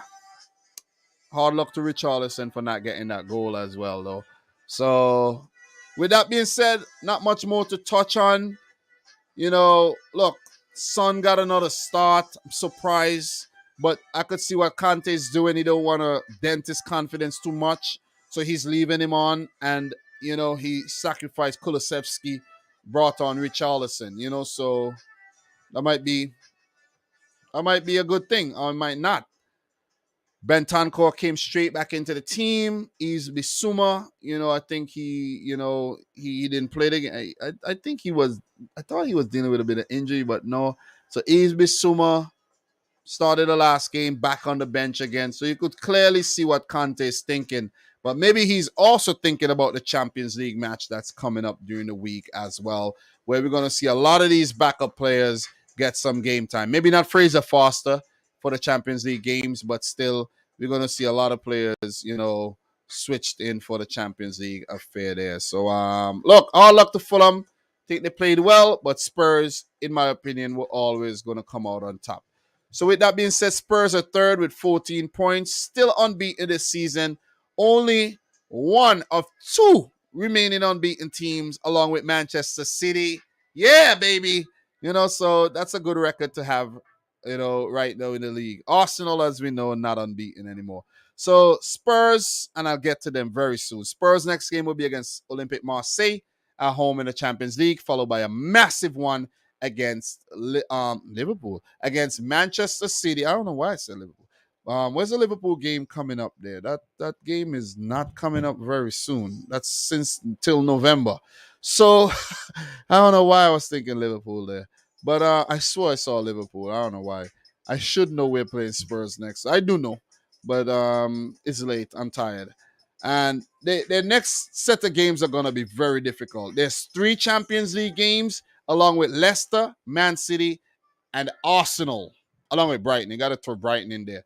So I think that all the way to November is just going to be massive games for Tottenham Hotspur there. So in terms of Fulham, they're not doing too bad so far this season as well. They're 10th, 8 points, two wins, 2 draws, and 2 losses as well. And the next game would be another London derby against Chelsea, followed by a kind of fixture against Nottingham Forest. So with that being said, we're going to keep it moving. But what are you guys saying in the chat right about now? Big up to y'all. AD, it's okay, bro. It's okay. Tanya Kishna, hey D, no Salah, still loading, buffering. So, Ron, if you want to jump on, bro, I know you came on before in the past.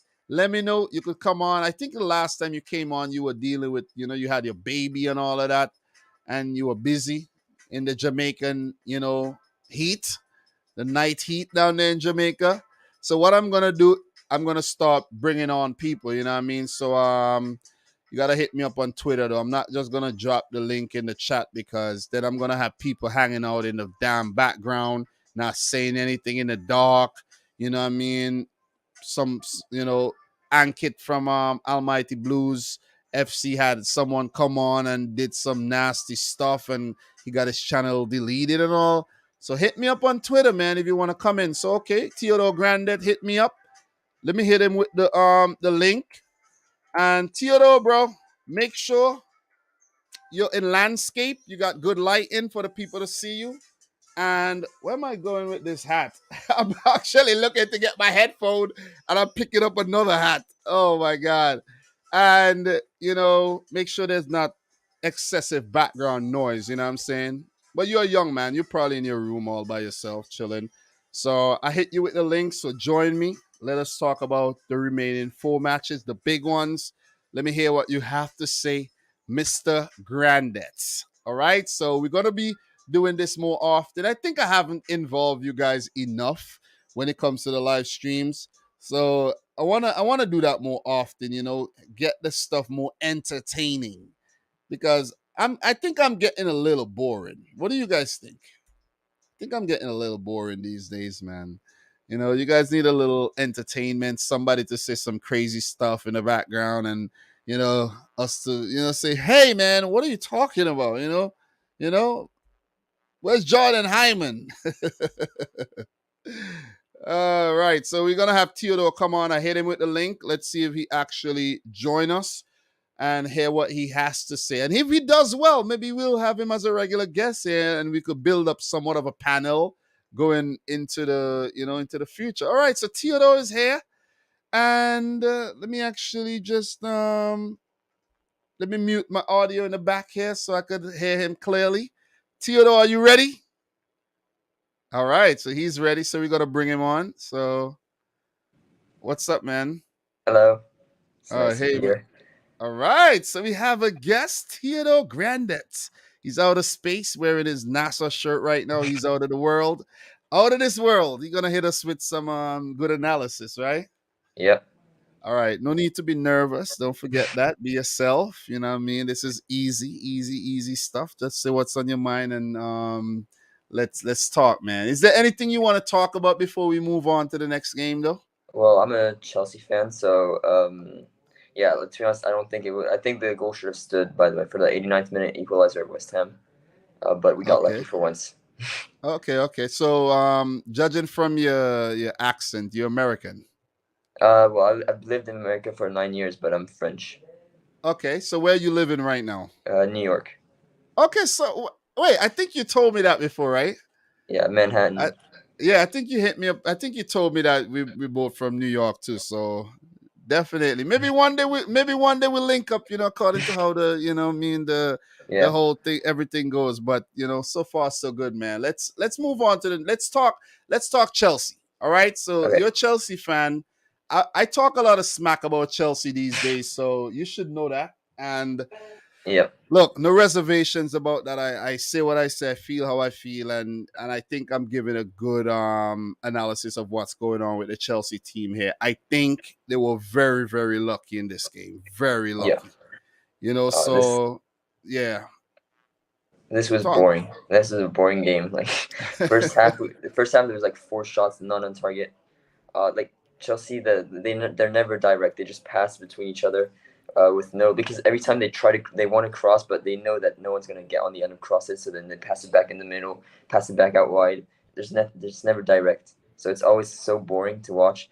But yeah, first half was really boring. Second half kind of lightened up, and then after we conceded, I thought it was over.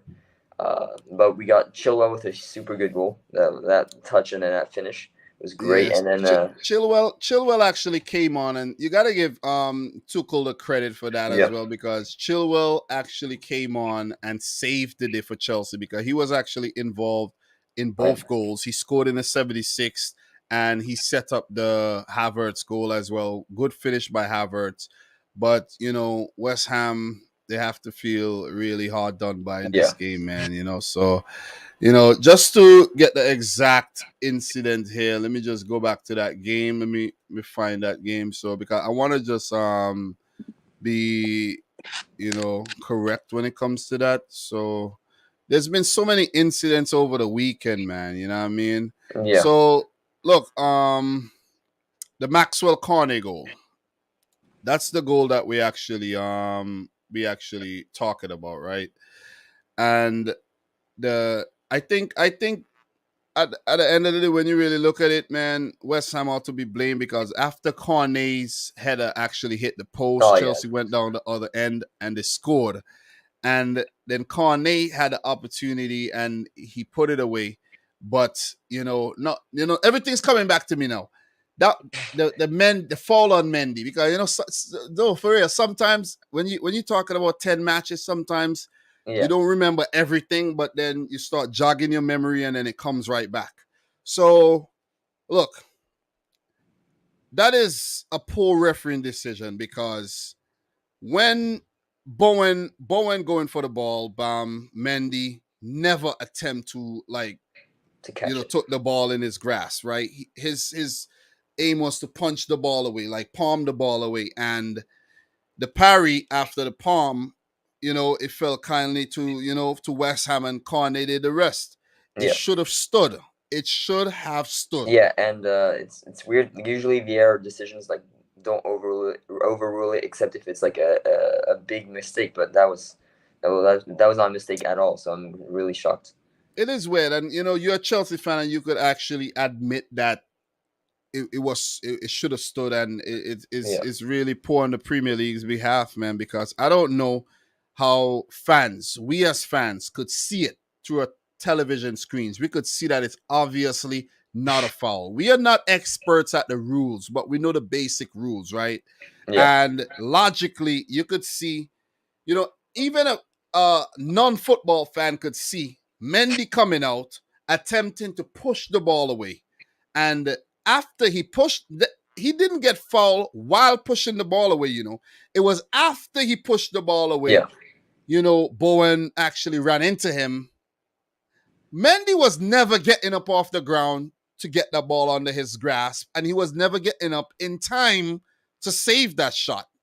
So Yeah. I don't know how it could be deemed as a foul on Edward Mendy. You see what I'm saying? I think it was a poor decision made by Mendy, and the goal should have stood. Yeah, And referees in England are so bad. the thing is, they're not actually trying to improve it. You see what I mean? Because you could improve the refereeing by, maybe, who knows, have a referee. I think they did have something like that in the Champions League, right? A refereeing exchange program, right? Where they Yeah. had a couple South American refs come up and do some. Was it some European games? I think it was in the Euros they had it, if I'm not mistaken. Yeah, I think so. I think it's a Euros. Do something like that. Go around, get the best refs. Get the best refs. Do somewhat of an exchange program. Maybe some of their refs could go somewhere else and they could get better. Yeah. See different types of football and just expose to different types of, situations and improve, because they're bad, man. They're really, really bad. You see what I'm Yeah, saying? like And I we don't know see, how Anthony Taylor has been selected for the World Cup.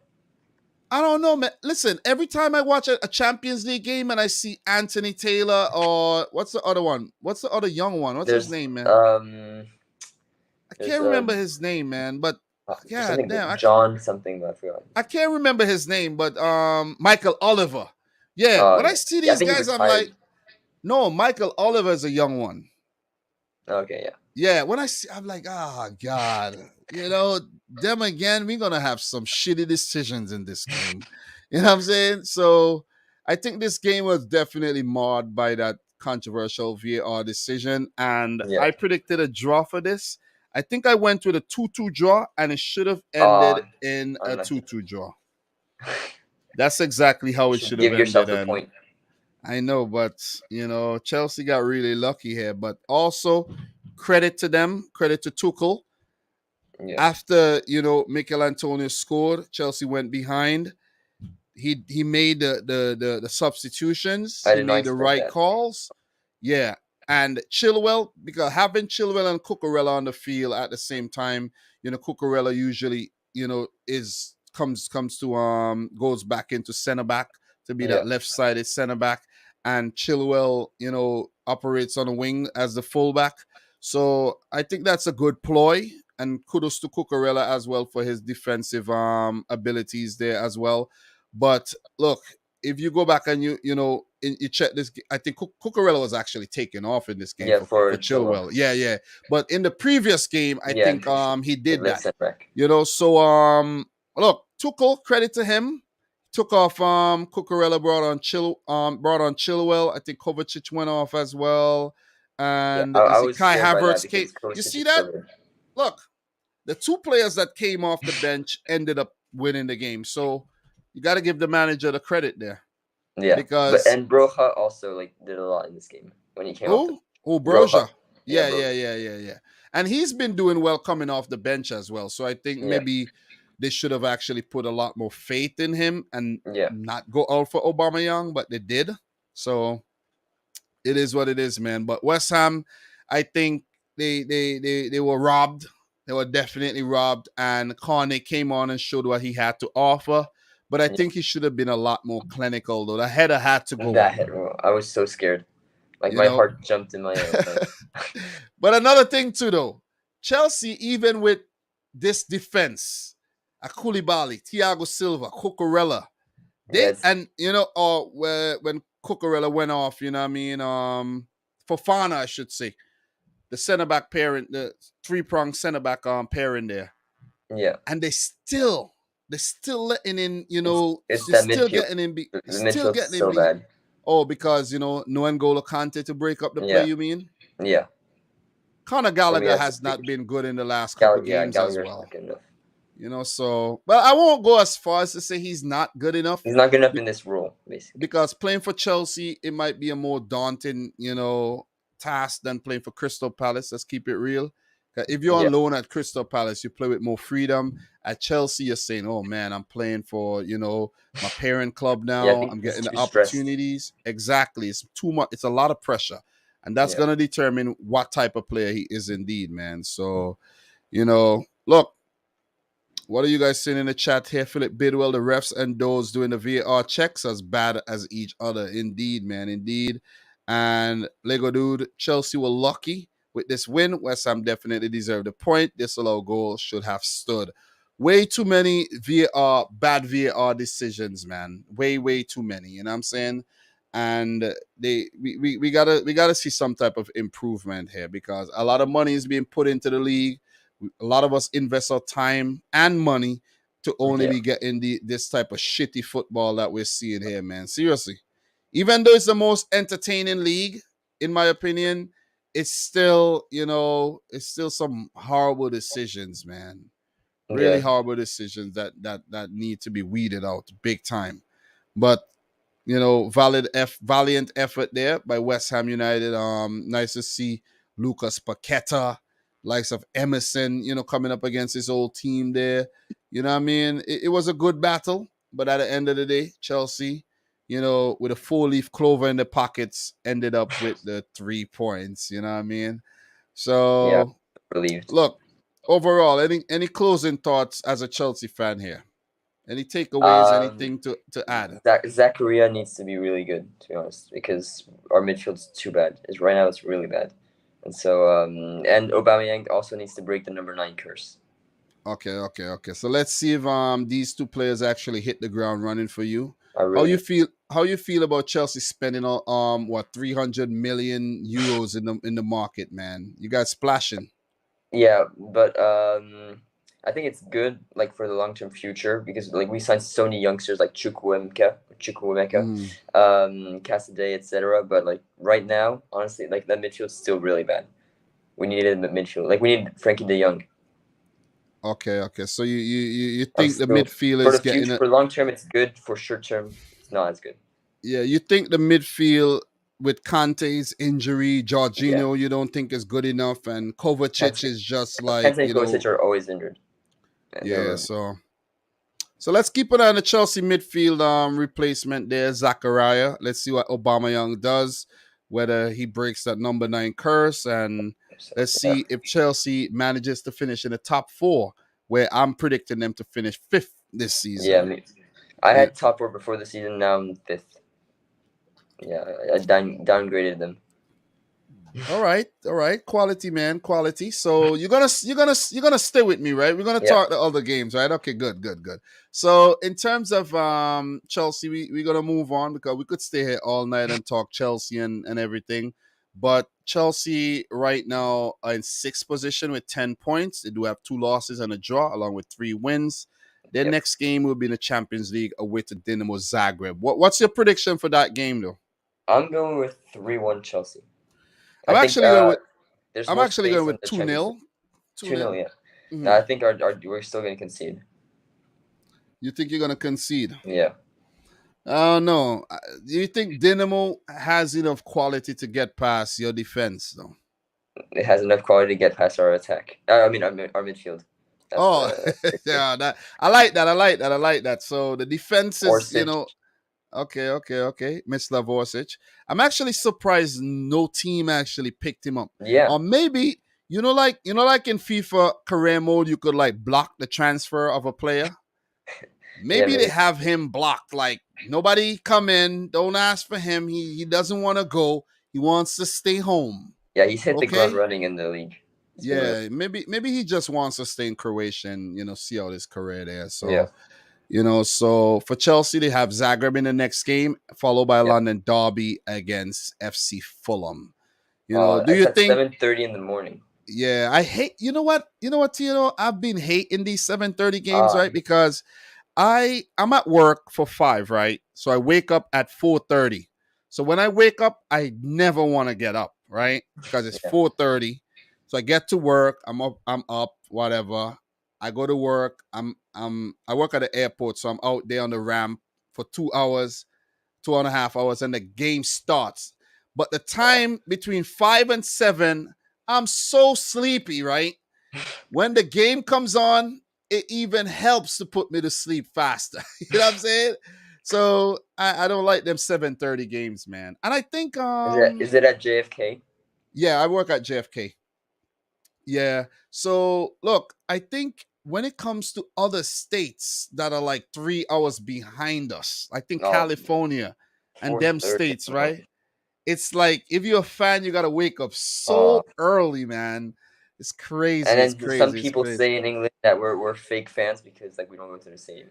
Bro, talk I about that whole thing, right? About the whole fake fans BS, right? I hate I don't that. understand. People say whatever they want on the internet. Let me just say this. People could say whatever they want on the internet. They can't tell you things to your face. Yeah. They just keyboard warriors. That's all they are. So you can't take that to heart and get into any kind of conversation with these fools. Because how are we not fans? If it wasn't for us, maybe the league, what would the league be? If you Yeah. look around the league, look at who owns most of the clubs. Yeah. Americans. Americans, even some of the groups, Americans. Look at the viewership in America. Look at who buys the authentic, gear, the kits and everything. Look at who is supporting the Premier League. You know what I mean? All that network money getting put in. Amazon Yeah. and where's Amazon? Who owns Amazon? Is it an American? Yeah. You know what I'm saying? Bro, people just need to appreciate that the sport is global Yeah. and the fanfare and everything is just worldwide, and it's a massive league. Just appreciate it. If I don't know why people in England tend to be like, oh, you were probably a fan of City when the takeover. Yeah. So you see what I'm saying? How is the sport supposed to grow if the fan base just remains one size? Yeah. And then doesn't grow like What then that means happens, like for 10 years that no one can bro? come. What happens to when these people die? Yeah, exactly. There's no You one. see what I'm saying? What, only the generations under them within the family would Yeah. what if those people want to support other clubs? That means that Man United would end up with no fans because everyone died. You see what I'm saying? Then So all the there's small gonna clubs will have fans because they're allowed to be fans of these clubs. exactly. There's gonna be new fans all the time. People introduce other people to the sport all the time, and they start watching the Premier League, and then they don't have a team, and then they say, "Hey, you know what? I like that team, Man City, or like Liverpool. That's my team right there." And that's Yeah. how the whole thing grows. So this whole thing about the Americans and whatnot, it's a lot of Americans are just discovering football and they like it. You see what I'm saying? Look at like Atlanta, the stadium filled with Oh, fans that and everything. I really yeah, that Come stadium's on, and cool. come on, man. It's not gonna be the same everywhere, man. So I absolutely hate when people get into that whole thing about, oh, I have not been a Man City fan since inception, but I grew up in St. Vincent. I didn't know. I never had access to watching the football, bro. When I came to America from between '03 and maybe when I went out to live on my own, life was real. I didn't have no Yeah. time for all this. I used to watch the World Cup, but it's not until I went out on my own and I had the freedom and I had paid for my own cable and everything, I started watching a lot more club football and everything. So I'm not gonna act like I've been doing this since 1997. You see what I mean? But I've been a football fan since '97, since the World Cup. You know what I mean? Since the Yeah. since the World Cup was introduced, and then '98. So I've been around a long, long time. But I just haven't been. I never had a club until I chose to become a City fan. You know what Yeah. I mean? So to hell with all these people, man. You know what I mean? The amount of time I put into this, bro. I put so much time. I put probably too much time into this. Look at the time right now, bro. I'm being live 1 hour and a half. I could be Yeah. upstairs with my wife, and look, I'm here talking Premier League. Yeah, You we see what needed I'm to have this saying? discussion.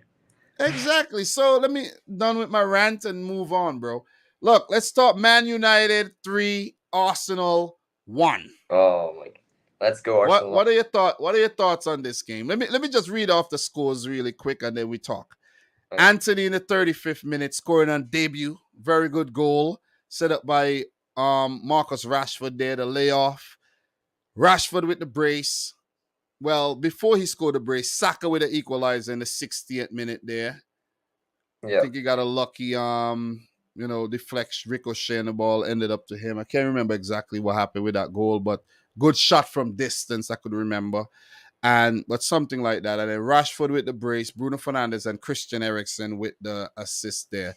So, look, what are your thoughts? I read a stat that Manchester United have never lost a game when leading at home at halftime, like in 306 games. We probably watch the games on USA and Peacock, right? So yeah, we hear all the similar stats, and this is very important that we listen to what because you get some good insight. But I thought that was nuts as well, though. that is incredible. Like, how do you not lose a Exactly. single game in 306 games? Like, I don't get it. Yeah, when leading at halftime, no losses. Last year they probably didn't lead much at halftime, but still, even last year when they were so bad, they didn't lose a single home game after leading at halftime. That's remarkable. Crazy, man, crazy. So, look, what are your thoughts on the Gunners losing their first game this season? Well, first of all, I'm happy. Second of all, I think the Arsenal players are not ready for this. Like, every single time they're on a good streak, they continue it until there's one loss, and then that starts a ricochet of bad form, and then people are Arteta out, and then they start winning again. They're Arteta in. It's like this every time. Look, we're going to take a look at a stat right now. We're going to do things a little different, and we're going to take a look at a stat. And I just want to pull this up really quick, right? Let me get to the Premier League. Let me share this other page on Transfer Markt, and I'm going to show you something, right, that I analyzed and I found out about Arsenal, and I've been talking about. Let's check Arsenal, right? Yeah. And we are going to go to we're going to go back to 21-22. We're going to I should have went to we're going to go back over there though, and I should have went to fixtures, right? Let's go to fixtures by date, whatever. Let's go to fixtures. I went to the wrong thing. Let's go to fixtures. Big up to everybody in the chat. Make sure you guys smash the thumbs up button as well. Let's go to 21-22. That's last season, right? Yep. Arsenal actually came in fifth? Yep. Okay. 69 points. I don't know if you've been watching my content lately or what I've been saying about Arsenal, but how many points do you think Arsenal picked up from Man City, Liverpool, Spurs, Man United, and what's the other club? Liverpool? So, no, the two Manchester clubs, Spurs, Chelsea, and Liverpool. Tell me, those 5 clubs. So in the 10 games. Wait, you play these clubs twice, right? Yep. So 10 games, 3 points, 30 available points from those 5 clubs, right? Yep. Arsenal picked up 69 points. How many do you think came from those 30 out of those playing against those clubs? I'm gonna say 7. 9. And they got 9. And they got 69 points. They had 60 points in the other. How could you get games? Bro, how could you get 69 points and only got 9? And there's a proof right there. Let me just scroll down the thing and you'll see exactly what I'm talking about, right? So let's see if we could pull up the Premier League competition. Let's pull up the Premier League, right? Bam, Premier League competition. Let's show. And you'll see the stats, right? We're going to go down and we're going to find Chelsea, loss. Man City, loss, right? You scroll down to Liverpool, loss. Man United, loss. And that's the first 4 games they played against these teams, right? Yep. So they beat Spurs. So I missed that one. So they beat Spurs. When we scroll down, this is very important. Against Man City, loss. We scroll down. Against Liverpool, loss. Scroll down against Chelsea, they won that game. Yeah. Against Chelsea. And Man United, yeah. Man United, they won again. So those are the 3 games they won. Spurs, Chelsea, and Man United. You scroll down to the second Spurs game, loss. 7 losses. So out of 10 games, 7 losses. Not even a draw against those teams that matter the most. They're not a big game team, that's for sure. And here, look at this. If Arsenal had pickup 6 more points against those teams, guess what would have happened? They would have Third. came in third. Champions League football. That's the difference between an elite Arsenal and a mediocre Arsenal. Yeah, because they can beat all these bad teams. Of course. And that's what they've done this season already. Yeah. Listen, this game is easy. Arsenal, look, let me tell you something. Teams like Brighton, Fulham, these teams might be a little difficult to analyze this season. Leeds, they're playing well. Sometimes they're playing bad. But you see, Arsenal, they're very easy to analyze. Yeah. Very easy. Against those teams, they're going to do well. Players are going to celebrate and, you know what I'm saying, and do all kinds of things and, you know, run around and slide. But you see against the Uniteds and the Liverpools and the Cities and the Chelseas and the Spurs, it's all sad faces. All gloomy faces, despair, Arteta this, Arteta that. This club does not have the mentality for this or whatnot. And that's exactly what happened. I predicted this. Arsenal, in term, let's just go to their fixtures. We're going to talk Man United pretty soon, right? Let's go to their 2022-23 fixtures, and we see an example of that. And we're going to see how Arsenal are going to start falling off. The next game is against Everton. It's not guaranteed they're going to win that. And Everton's they got Europe in between, so like exactly. And last season they didn't have the Europa League. Exactly. Now they have the Europa League, right? The big game against Spurs is a home game, but the Spurs and Liverpool games are back-to-back. Not going to win both of them. Then they have the Man City game coming up and the Chelsea game. So within the next, let's say, 10 games for Arsenal, 9 games, I think. Yeah, 9 games. Arsenal are guaranteed to lose 1, 2, 3, at least 4 of those games. Down to earth. At least they got a trophy for the first 7 games of the season for their fans. Down to earth, bro. Grounded. Yeah. That's what's going on at Arsenal right now. Look, I think it's a fan base that's yearning. They're yearning for something. Because if you check Arsenal, right, in the Premier League record, you go back to their titles, they haven't won since the invincible season, bro. And it's weird. It's absolutely weird. How could you go from doing those titles under Wenger? What, 3 Wenger, titles there? The invincible title, and then not win another one after that. That's kind of that was like, God damn. I think after that they became like FA Cup and League Cup specialists. You see what I'm saying? Yeah. Not the League Cup, but the FA Cup. FA Cup. They won the FA Cup about 5 times after that. You know what I'm saying? So Arsenal, man, that's Arsenal for you. When we thought that they were going to do, anybody who thought that Arsenal were going to win the title this season or even go in for the title race, they're wrong. Lego Dude says Rashford hurt. Huh? What did you say? Some people thought they were going to go invincible. Well, some Arsenal fans, because they had won 6 in a row. People were already talking invincible. I can't believe this.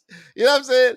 But Lego Dude said I was calling him Trashford again. Well, everyone's been calling him Trashford because, you know, he's not been good. And just to go back to Marcus Rashford and Manchester United, we're going to go all the way back there to what was actually, we're going to come full circle on that one.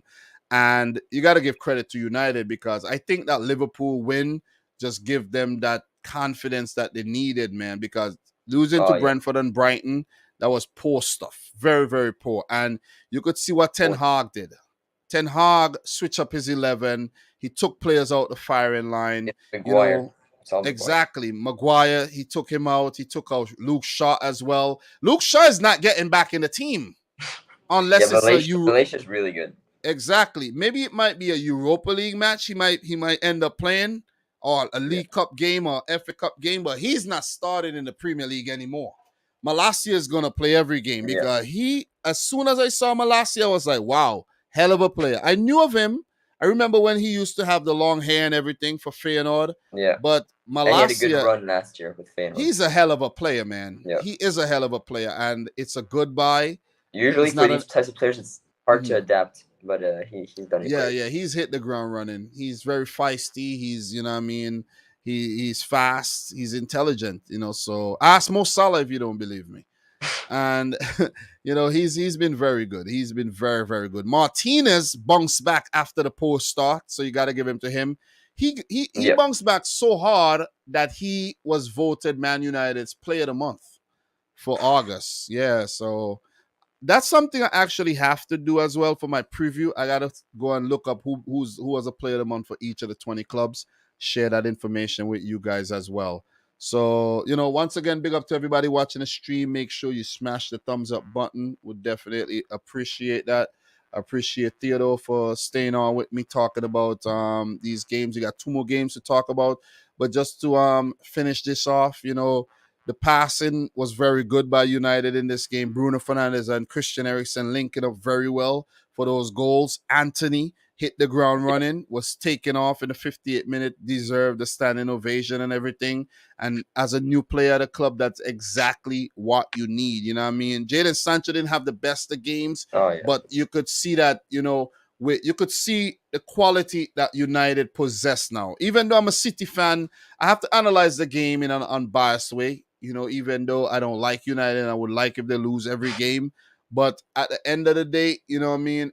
It's nice to see them compete, but still ended up not winning the title. You see what I'm saying? And if they do compete and there's a Man City, Man United title race, that would be very, very entertaining this season as well. So we had Cristiano Ronaldo coming off the bench as well. Harry Maguire even got a run out. And with 5 subs, you know, Fred, Casemiro, they got to touch the field. And, I was talking about Victor Lindelof. He was on the bench. I thought he was, you Yeah. know, he was MIA for some time. You see Yeah. Newman Dubravka there as well. And Ilanga must feel like a very unlucky guy because he's been playing well. And with Anthony, you know, Ilanga got to take the back seat right now. So, you know, so very impressive though. You know, they played well and they'll only continue to do well with this confidence, man. Seriously, because they got the quality. To get scary now. Huh? They're starting to get scary. Yeah, because look, you got to keep it real, man. And I did talk about them before in my live stream. You know, Dallo is playing well. Varane is now getting to the heights of when he was at. Yeah, the team is gelling. Yeah, you can't. There's no denying this. Rival fan or not, you can't deny that. But the Arsenal highline was completely ridiculous. Like they had the whole half open. They tried to be Liverpool. Confidence, man. You know, when you're overconfident, you know, and you think you know 5 wins in 5 games. You know what do you think about the disallowed goal though? The Martinelli, that was a Martinelli goal that was disallowed. Yeah, well the foul was like quite a bit before. No, but like, still, was it a foul? Yeah, it was a foul. But yeah, people are saying that it was soft or what, but it was a foul. I saw some incidents like on Twitter where they were showing like red. There should have been red cards for Arsenal, like one where the high foot on like the high the high boot on I forgot what player from Arsenal, but that should have been red card. The one where by who? Jesus, I think I slightly remember something like that. Though. Jesus like kicked Lisandro Martinez also. Yeah. I can't remember everything, but you know what I mean. Also, the refs said that they're trying to not call for every little foul and everything, but that Odegaard foul on Eriksen was definitely a foul, though. That was a foul, yeah. That was a foul. That was a controversial moment in the game when Arsenal has scored, and it could have, if that goal had stood, it could have been a different outcome there. Yeah. But the pass by Fernandes for the first Rashford goal was. Yeah, the passing was exquisite though. Yeah. Bruno Fernandes and Christian Eriksen did well. And even in the third goal, when Eriksen was actually making a run to square the ball, that was good. Arsenal defense way too high. I don't know what they're doing at the halfway mark, but you know, Ben White is slow. It's so slow. You know, they were caught out. And Zinchenko and these guys, you know what I mean, you know, he was taken off, but defensively, he's not the best as well. Exactly. He's like great attacking wise, but defensively at one point is where he definitely suffers a little bit. So look, Arsenal, I thought I predicted a 2-2 draw. I didn't think they were gonna get blown out like how they did, but they came back down to earth after this loss, man. So so they tried to get back in the game, but just after equalizing, they conceded back. yeah. 2 goals there by Marcus Rashford. Yeah, I And thought they might have won, but I saw the stat just after they scored, so I was like, surely not. They're not gonna win since Man United never lost at home. But after leaving at halftime, but I thought it was gonna be a draw after they scored. well, look, they dominated possession, 16 shots, 3 on target, but you could see United's plan. United don't mind playing without the ball, if you don't realize, and they love to counter attack and everything. So, I think Arsenal's, fall right into their hands, and United run to a 3-1 Solskjaer, win. they always win counterattack. Yep. So big win, man, and you got to give credit to Ten Hag because look, after the first 2 games, we were laughing at them. Yeah, that was bad. We were definitely laughing at United. We were like, back to the same old United, new manager, new players, same old. But, the big changes, even keeping Ronaldo on the bench as well, it's proven to work. And they would continue to, deploy that whole plan. And with Rashford playing well, Sancho not too bad, Anthony, these guys are going to start games. You know what I'm they've saying? always had great team, but the players were not playing. Rashford was really they've had individuals. Yeah, they had individuals, but they haven't been playing as a team. Yeah, and exactly. the players who you expect to step up, they weren't. Guys like Rashford, Pogba, Sancho last season, and there's a few guys that could have to be accountable for the failures of Man United in the past. Varane also last year was bad. Yeah, very, very horrible. So look, good game, very, very entertaining one. Yeah. You know what I mean? You got to give credit to United. That's 4 wins on the bounce, and the big question is, who's gonna stop them? You see, because their next game, Europa League against Sociedad, they've jumped all the way up to 5th in the. They jumped to 5th. I don't care what they do in the Europa League, really. But, let's see what happens with them against Crystal Palace, followed by Leeds. And the crazy thing about it, these are games that I think they might just go on to win. Yeah, I think they're going to win both.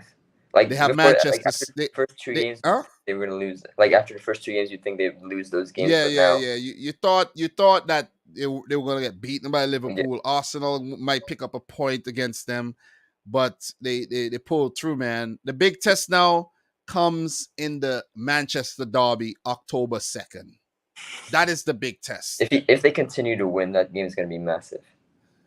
Yeah, but it's going to be tough as well for them to, but they're also capable of doing it. They've done it and they've done it. You see what I'm saying? So they pick points off City. So I don't know. When are we actually going to start talking about Man United being possible title challengers this season? If they win that game, then yeah. If they keep winning like they've been winning, the talk is gonna start coming in. Yeah, we're gonna start hearing the talk about, are they gonna be a Manchester title race this season? Because Liverpool are not doing well so far. We talk about them soon. Arsenal could fall away. Chelsea, they're hot and cold. Tottenham, they're steady, but we don't know if they're gonna, stay with the race. You know what I mean? So right now, I see Man City quite run away with it, but let's see, bro. I don't know, man. Listen, bro. From what I saw in the last game that we actually gonna get into. Yeah. I don't know, man. I don't know. But guys, we got 39 thumbs up. Make sure you smash the like button for the video. Let's see if we could get to 50. If you're now joining, don't forget to smash the thumbs up button. All right. So look, what we're gonna do, we're gonna keep it moving. But before we do, in terms of Man United, we talk about who they play next. Arsenal, their next game will be against Zurich in the Europa League, followed by the match against Everton. Then they do have Brentford and then Spurs. So they would have to bounce back. And then they got Liverpool coming up. They got 2 games in their next 4 that they could easily lose. But those games, luckily for them, it will be at home. And let's see if, it would work out. It would work out in their favor there. So good luck. Good luck to the Gunners, man. So look, let us talk about this game. Everton 0, Liverpool 0. That was a 7:30 game. Yeah, to be honest, bro, in the first half of this game, I did fall asleep a little. I'm gonna keep it real. I fell asleep. You know what I mean? I woke up. I was like, "Oh shit, what's going on?" And I think like between like the 65th and the 50th minute, I kind of dozed off again. I was like, "Oh god, this game is so boring." You Yeah. know, I think when I woke up from my little nap, I think it was an incident where Pickford had saved the shot from one time when I woke up. I can't remember exactly when it happened, but I didn't even write. I didn't even write notes down. I usually write down notes for these games, the Liverpool and the City game. You know, I didn't write anything down this week, and yeah, I kind of got out of my little dream there when Pickford saved the Darwin Núñez shot onto the post, and then Luis Diaz hit the woodwork again. So look, my thoughts on this game, you know, from what I saw in the game, which is majority of the game I did see, I think, you know, both teams had a bit of luck going for them, and at the same time a little bit of bad luck, Yeah. Exactly. because Everton could have easily scored. You know what I'm Yeah. saying? From that effort that Tom Davies ended up smashing into the post. Allison pulled off some big saves in the game as well. And also Pickford was massive in the game. Massive. When I talk about massive, you know, remember last season he single-handedly kept them Oh up with yeah. some of those, you know, goal saving incidents there, and it was like double saves, you know, bam and Pickford's bam. usually very good in like big games. And I don't know why he gets so much stick though. People say he's not that good, he's not Got this, Shearer. he's not that, but he's a very good shot stopper. You know, sometimes his decision making is a little suspect, but overall, his shot stopping ability, man. He's Oh, always great against Chelsea, and I I'm hate. telling you. What about the Connor Cody goal, the disallowed goal, man? You know, what do you Yeah. think? I think that's good. That was just loud. It was. You think it was offside? Yeah. Yeah, he was slightly offside. Like Definitely slightly, slightly offside. just slightly though. But Yeah, like but Liverpool usually has these like they're always slightly offside because of the offside trap. But like they're always slightly offside with Liverpool.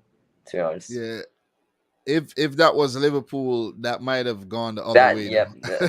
then maybe the lines You would would be have seen the green line pop up like onside. You're like, yeah oh damn, that's yeah. not on. That's Honestly, not offside freaking like onside. But they they need got to find lucky with different that things for one though. offside. Like they need to find different things for offside because you could easily like cheat like a millimeter. Put the line on Yeah.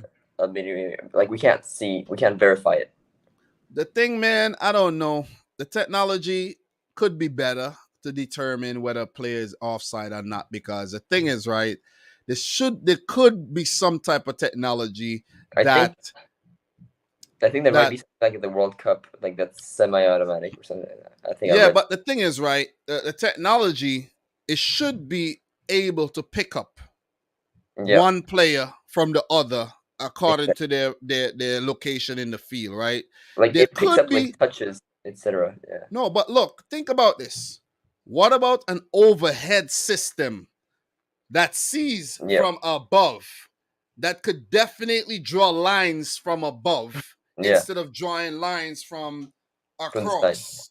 You see what I'm saying? Yeah, Like I'm like coming up a with bird's these eye view. brilliant ideas, and how can't they think? Why are they not thinking about You should these? like give them to the Premier League. You're gonna be rich. Seriously, like you could a bird's eye view, you could definitely a bird's eye view would give you definitive, you know, Yeah, location of each player, whether in relation or relative to the lines that's going across the field, the yeah, lateral lines, right?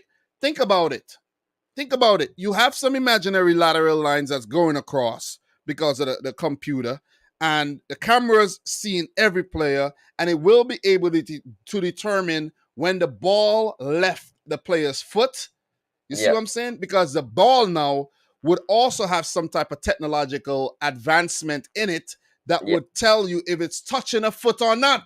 We can So even when the like know like how powerful a shot is with the no, ball. but I mean though, but I'm talking to offside. When the Yeah, ball leaves the foot, you should be able to say this ball is not being touched by yeah, a foot anymore.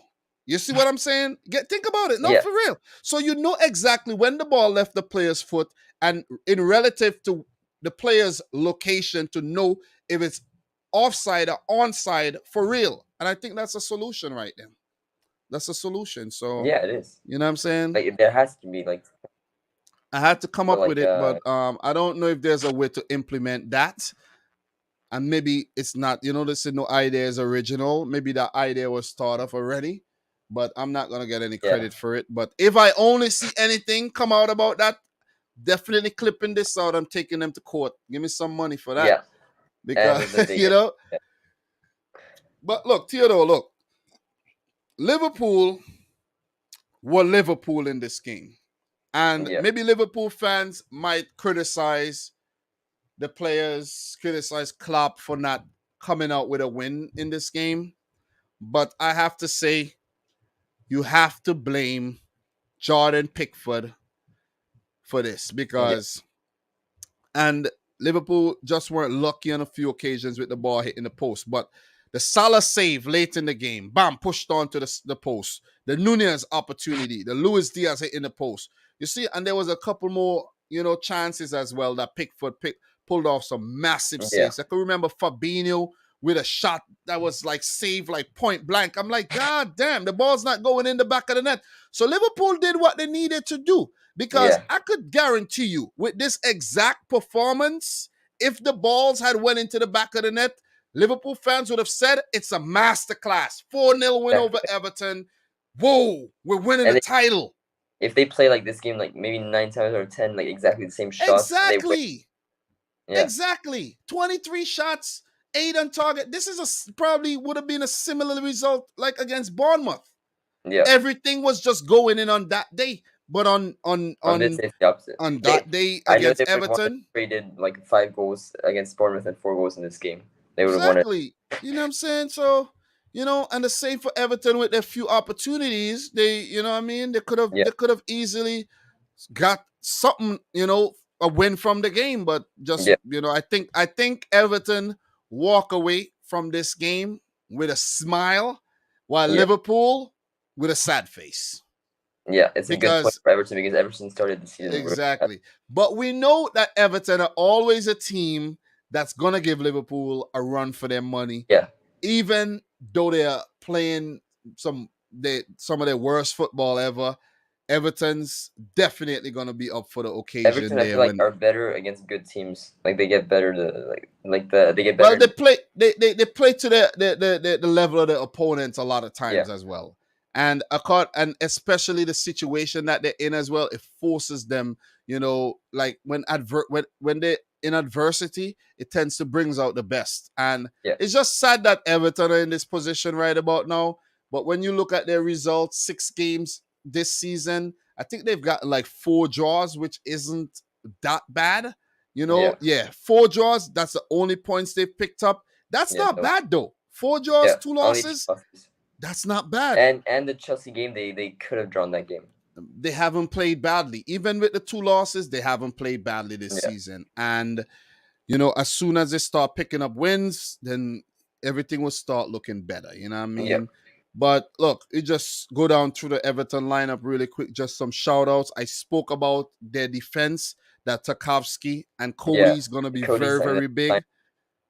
Nathan Patterson had a very good game as well. I think he had an opportunity in this match as well. I think in the previous game, he had an opportunity. But also in this one, I think he had a chance to square. So I can't remember everything that went on in the game. That's why I write things down. But Onana is also really good. Onana is a baller. Yeah. And there's something that I got to talk about that also almost slipped through the cracks. I'm going to get to that. But Alex Iwobi has been massive for Everton, man. He's one of the most improved players. I could remember he tried a shot from distance as well. But look, Anthony Gordon's carrying the team. Neil Maupay, I remember he had an opportunity. Yeah. Neil Maupay, I think he fought well in the game, but then the same goal scoring form that he had at Brighton is following him. He gets a lot of chances, but doesn't score. Exactly. And he was a menace in this match as well. Yeah. One thing that almost forgot to talk about is the Virgil van Dijk yellow card that should have been Oh red. yeah, I saw that. I think that was on Onana, right? Yeah. That should have been Yeah, a red card. Virgil van Dijk, 76 minutes, should have been sent off, man. Should have been sent. I don't care what nobody want to say. Should have been sent off. Should have been sent off. There's you go back and you watch the. I'm telling you, man. That's never a yellow. Should have been sent off.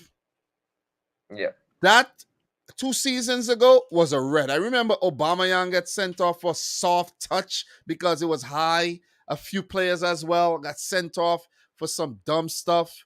Van Dijk should have been off the field. A red card for less than this. That's for sure. Exactly. He should have got a 2-match ban for that. 2 matches. And I don't know what Liverpool would have done without him. Yeah. You see what I'm saying? But that I think was another error made by the goalkeepers there. He should have got sent off. So, look, man, nobody wanted Marcel, bro. Nobody talking about a few seasons ago. We're talking about now where it was obvious right in front of our eyes. Red. Now, that should have been a red. He got away. Van Dijk definitely got to go on fraud watch because he's been, suspect this season. Yeah. Very, very suspect, man. Giving away penalties, people dribbling past Van Dijk. It's not looking good. The midfield's not helped. And so, like, a lot of, like, attackers, like, filtered through to him. So, like, it's not looking good, man. Yeah. I still think they'll get top 4. Not looking good. So, Lego dude, bro. Calm down with the deleting. Calm down. So, look, man, Salah is definitely on fraud watch. Definitely. Salah. I don't know what's going on with him. Like, ever since, like, the first half of the season, like, he was great last season in the first half. And maybe it's, like, the AFCON and World Cup. Bro, it's the direct deposit, bro. Do you work? Nah.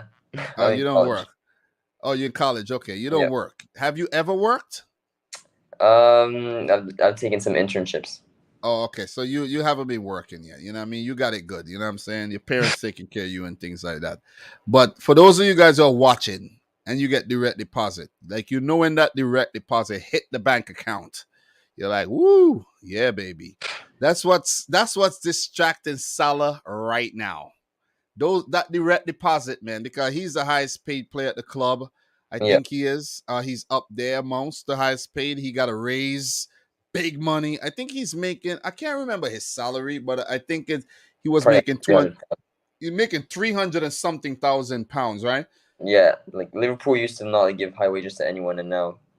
Yep, Salah, Van Dijk, and Alisson, I think, are the highest paid players there. Mane also, but he left. Yeah. Who? Mane. They should have done to Mane, but like exactly. Yeah. Do you think that Liverpool are missing the services of a clutch player like Sadio Mane? Oh, Mane, yeah, he was a big game player. Yeah, I think definitely they do. Like, he was the finishing touch. Imagine if Liverpool had Divock Origi to bring off the bench in this game. Oh, oh yeah, Origi. Remember the late goal, 96th minute or something like that against Everton not too long ago. Yeah, they would have won this game if they had Origi. Yeah, forget Mane. If Origi was there, Liverpool won the game. What up, Minamino? Easily. These are players that they didn't treat. I don't think Klopp didn't treat Origi well, in my opinion. Yeah, and he didn't treat Minamino well. Seriously. Yeah, because Origi sealed the deal in the Champions League final. Like, that's exactly. Origi was always a bit part player, and I think managers are afraid to play players like that on a consistent basis. Because let's say you have Firmino, you have Jota, and you give Origi a game, right? You give him a match, and he scores. He does well.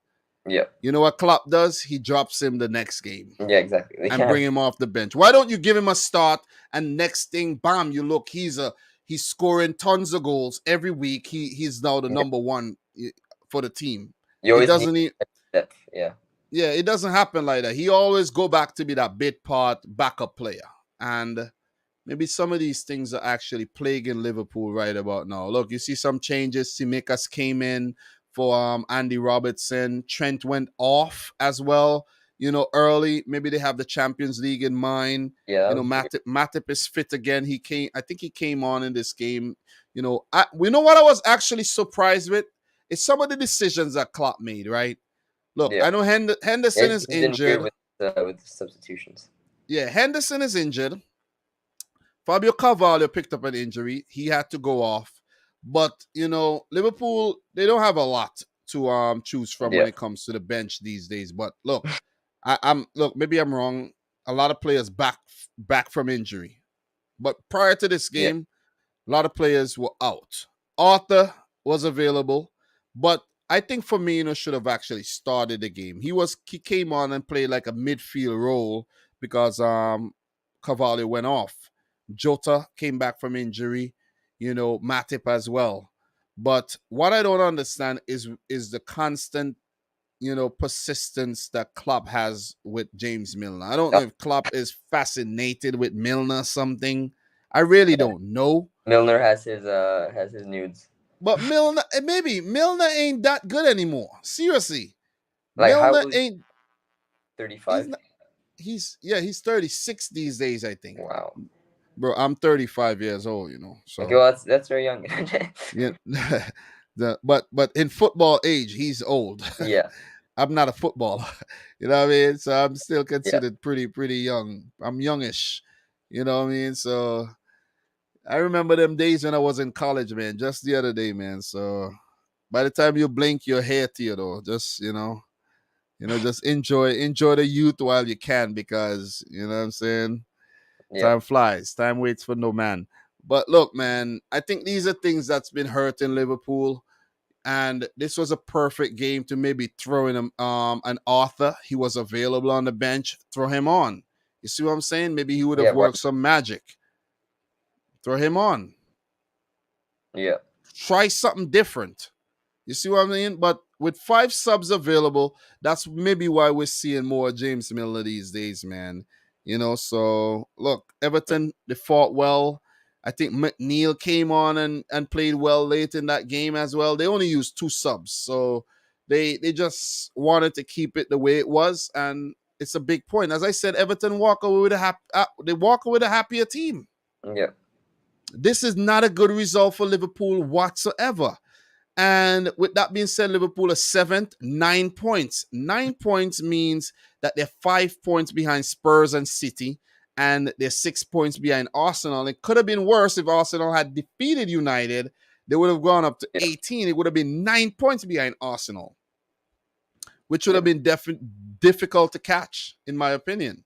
So Liverpool got to get their act together. 3 draws and 1 loss, along with 2 wins. And this is something that has plagued Liverpool in the past, in my opinion. They draw too many games. Yeah, too many times. They draw way too many games. And a draw is only 1 point. It's closer to a loss than it is to a win. Yeah, you got to throw the kitchen sink.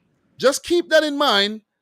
A draw is closer to a loss than it is to a win. So when the better teams draw, it's like a loss to them. They're like, God, we drop points. Exactly. They want to win. Going aggressive and trying to get the win when it's tied, like at the end of the game. Like, even if you lose, if you win one game and then lose it, you have more points than if you draw both times. Exactly. Exactly. My point.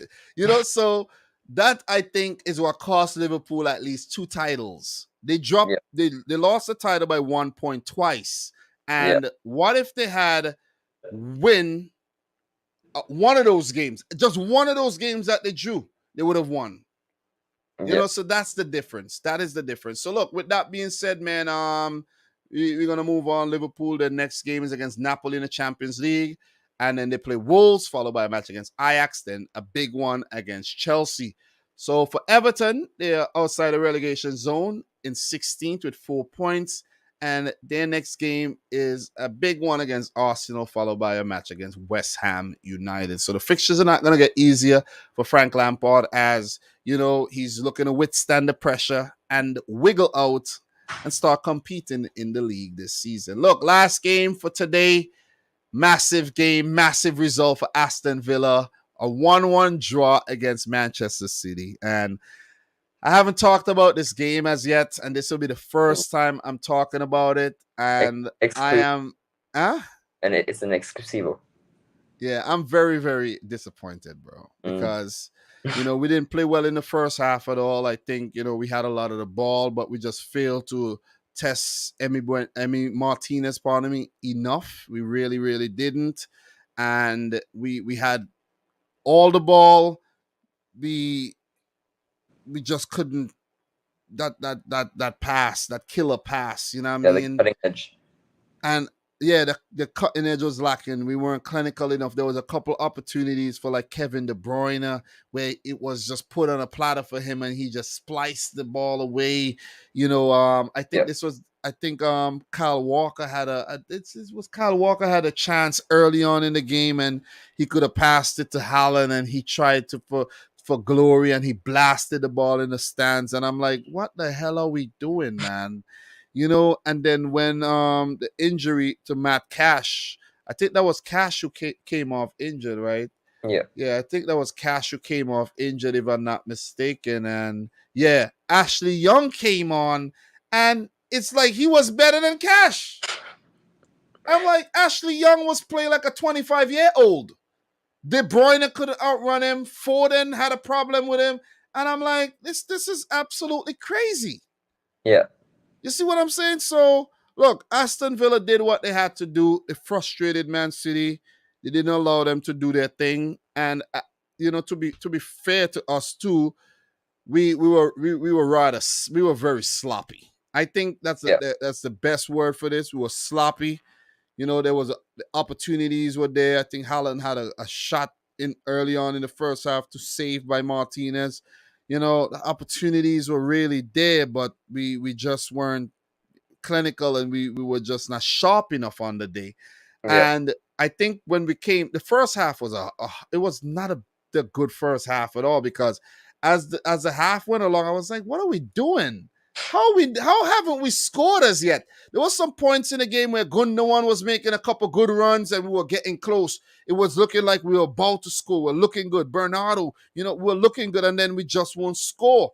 And yeah, then in the second half, where we usually come back and we look a better team, we scored through that Erling Haaland goal. And I was like, okay, that was a wicked goal, man. The team yeah. goal. Like, I actually think I wrote down some. Did I write any notes? I don't think I was writing any notes for this game, though.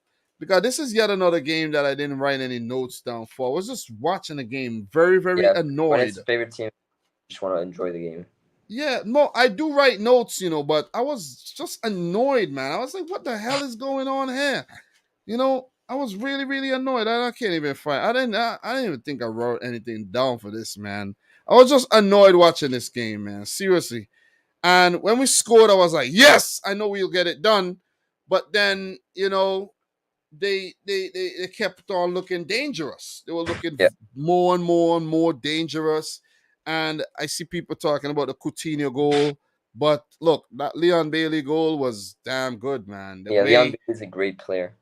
bro, when they broke, I'm like, this ain't looking good at all, man. Not looking good. And when Jacob Ramsey, took on the defense and then he squared the ball to Leon Bailey and the first time shot, Yeah, oh man. And I think, you got to give Bailey a lot of credit here because recently his dad came out on social media and was bashing Aston Villa and Steven Gerrard for actually not playing him. yeah, And after that, he started getting game time, and you could see he came to the party here with a massive goal, 74th minute, because we were looking really good. After Erling Haaland scored, we were looking like we were gonna get a second yeah. or even a third. It looks It like the just floodgates would yeah, open. it just didn't come. It really just didn't come. And you got the Aston Villa goal came against the run of play out of the Yeah, blue.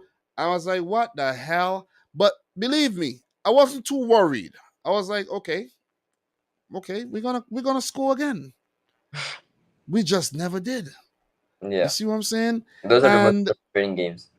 we talk about the Coutinho goal. I think it came after the Leon Bailey goal, right? I think that came after, like Yeah, I right think after. I think it yeah, was right after. Let me just check back the timeline really, really quick They're and like see. around 79 Yeah, seconds. when that happened. Just roll it back really quick It and let me see was when when that happened. Let me see when that happened. Okay, Liam Bailey scored in the. All right, it's not even talking about that too much though, but oh I remember exactly what happened. Okay, yeah. 80th minute. Coutinho puts the ball into the back of the net, but the flag is up for offside against the Brazilian. yeah Well, before he beat his compatriot Edison. What actually happened here was Coutinho wasn't actually offside, but Aston yeah Villa had the ball for some time, and it was like another phase of play, and then Coutinho, the ball came to Coutinho and he was onside, like yeah obviously onside. When the linesman put up his flag, then the ref realized it. And when Coutinho, I think the City players was also protesting. They probably saw the flag, and everybody kind of switched off. yeah And the exactly referee, what the mistake that the referee made was to blow the yeah whistle. yeah because like usually they told like the referees to not blow the whistle until after the Exactly. But yeah I think this is a situation where maybe if the whistle did not go, could the City players maybe would have stopped Coutinho yeah from getting a shot off, or well, Edison would have actually tried to save the. You know what I mean? So yeah you know, it's a tricky one, and people keep saying, some people saying it's Man City a cheat. People saying it's Man City have something to do with it. It had nothing to do with Man City. It's just the linesman made an error, and the referee made an error by blowing the whistle, and yeah also.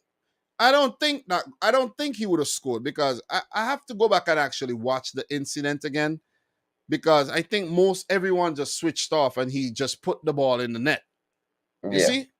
But there are instances where that happened in the past. The whistle didn't go, and on VAR review, it was given a goal. So yeah that could have happened if the whistle didn't go. You know what I'm saying? But people just like to talk. It's Man City. If Aston Villa would have scored, maybe City would have scored another one and equalized or even gone on to win the game. So, he was Aston Villa onside. revenge for Huh? Aston What Villa is it? wanted revenge for last season. Exactly. But Aston Villa had that on the back of their minds. I think one thing I gotta say, I think Tyrone Mings had a good game against Erling Haaland. He was Yeah, actually getting under his skin, putting him off a little bit. But Haaland with that goal, the 10th goal this season, and that's actually a that record is as well. that's so. He's the first I did man not think since he was that good directly. what? I thought he would like take time to adapt. Well, you're wrong, bro. 10 goals You're in wrong. 6 games is incredible. You're wrong. 10 goals in Is he gonna six break? games. What? Is he gonna break the record? It's hard to say because look, you could have a great start. 6 games, you have 32 left, and he Yeah, might go on to score maybe 10 more in 32. You never know. it depends if he's fit or not. If he like plays them, then I think he I breaks think the he should remain fit. He looks strong and everything. record. But you never know, man. You never know with these with the schedule, right? Pep has to manage his workload very, very well. But the crazy thing is, as I mentioned, Haaland could go on 10-6, and maybe the next 6 games he get Yeah, one. yeah. You see what I'm saying? Not form. And the, With and strikers, it's not like form. the next 6 after that he get 3. So then he's 14 after 18 games, which is great still. Halfway through the season he has 15. And Yeah, then you're like, God damn, we thought that he would have had 20 something by now, about 25.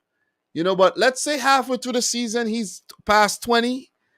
Well, the record won't be looking good at all. You know what I'm saying? yeah, So look, another thing I got to talk about in this game, I think Pep was very unimaginative here because if we check the substitutes that he brought on, look, Kyle Walker, 80th minute off, Bernardo, 73rd. That was it. Mahrez and Nathan Ake. Why the hell did he bring on Nathan Ake is beyond my comprehension. I don't know and I don't understand.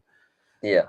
With That with us needing a goal, you have Alvarez. This game was crying out so much for Julian yeah. Alvarez, man. How could you have such a great game in the last match and not get a minute in the game after? Yeah, when you need to, It's makes no sense. it's hard to understand. We had so much weapons to throw at Aston Villa here, and Pep chose to bring on Nathan Ake. I actually have a feeling Pep was scared to lose this game. Yeah, And he had a feeling that, hey, if I do anything rash here, or I tried to go for this win, even though we were trying to go for the win, but with what we had on the field already, with guys who already had a feel for the game and not needed to come on and adapt. You see yeah, what I'm saying? So I think that's the reason why he did that. But look, positives. Haaland scored his 10th goal. No player in the Premier League era has done it. I think the last player did it was early 90s.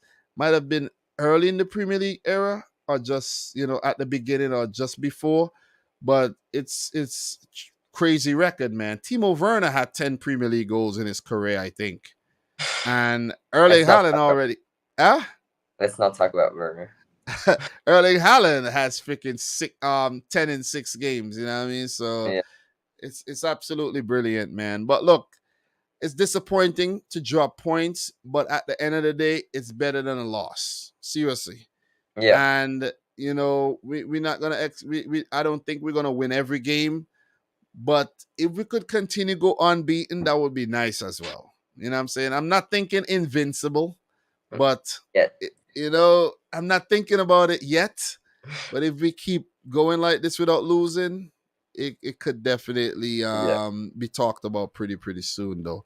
But look, City got a very talented unit still. We know that yeah, transitioning very well with new players, and they're competing already. Remember last season we weren't looking good at the yeah, beginning. The previous season the same, and this is one of the better starts that we've had recently, I have to say, because let me just touch on that really quick because it's getting late. I gotta run out of here. I know it's late for you too. Do you yeah. have school tomorrow? Yeah, but I gotta wake up at like 9:30. It's fine. Okay, so you got some time still, but yeah, you gotta focus on your school. What year are you in now? Entering the third year. Okay. So that's not bad. So what that make you what 21? 20. Okay. Yeah, man. I wish I could go back to 20, man. Oh man, seems like such a long time ago. Seriously, but look, what we're gonna do really quick before we end today's live stream, though, just before we get into this, Villa, they're in a lot of trouble, and I think they needed the point more than Manchester City. So kudos to them. They picked up the point, and they I think they deserve it. 3 shots, 1 on target. City with 13 shots, 4 on target, dominated the game in terms of possession, but kudos to Aston Villa for keeping City at bay.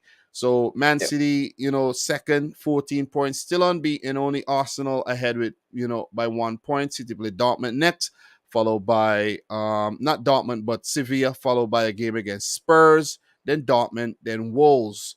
As for Aston Villa, they get out the relegation zone, 4 points, a win, and a draw. The only points this season. A little bit of pressure off Steven Gerrard there. They play Leicester next. Perfect team to play in the Midlands derby, where Leicester are actually struggling, followed by a game against Southampton. Look, what I want to touch on really quick before we move on is just to analyze Man City's start for the last couple of seasons. So, look, 6 games, 14 points this season, right?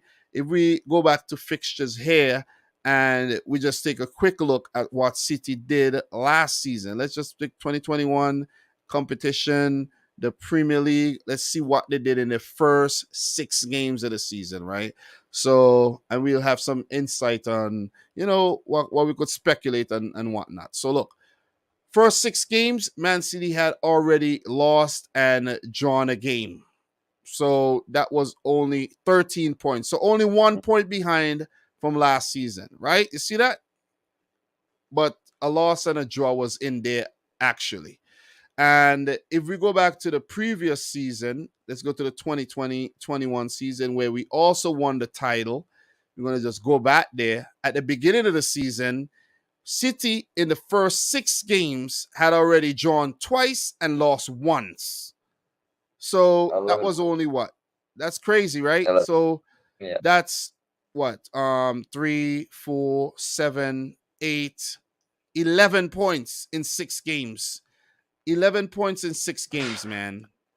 You see what I'm saying? Yeah. So So they've had that start, so that's good.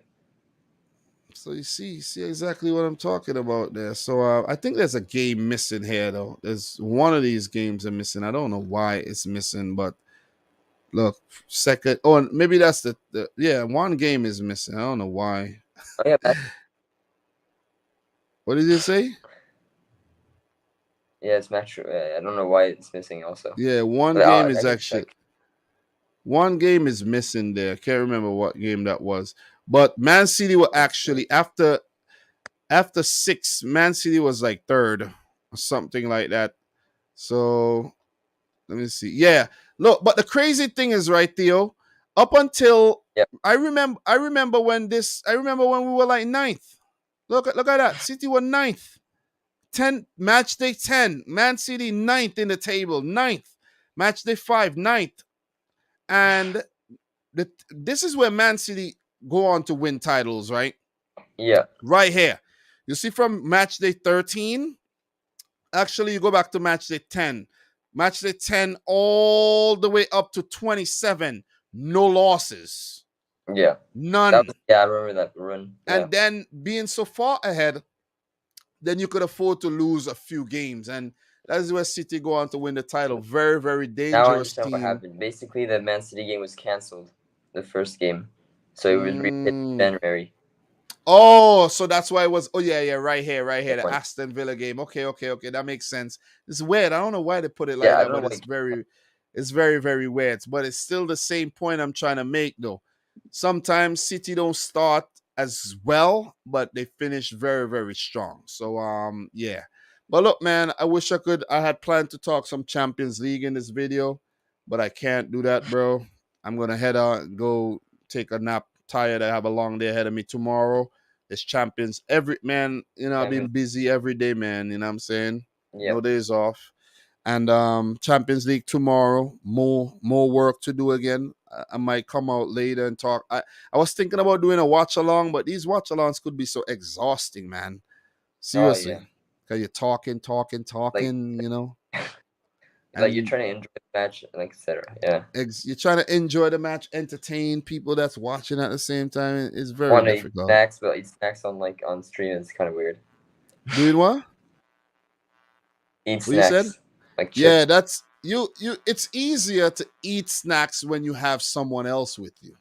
So if like Yeah. you're on the stream when you're talking, I could munch. You know what I'm saying? I could let you talk and I could munch. Yeah. If and if I'm talking, then you could munch, you could sip something, but alone is very difficult though. Like Yeah. I like doing watch alongs and all, but I don't think I'm gonna do one tomorrow though. Seriously. Might actually skip the watch along tomorrow. But look, guys, it was a great one. Thanks for tuning into yet another stream. I was supposed to do this yesterday when there was like more hype over the matches, but I think like tonight was a perfect night for like Champions League streams. But bro, I didn't even put out a Champions League prediction. I have my prediction to refer from. So if anybody asks, I'll be like, yeah, that's what I have Spurs coming in their group or whatnot, or City.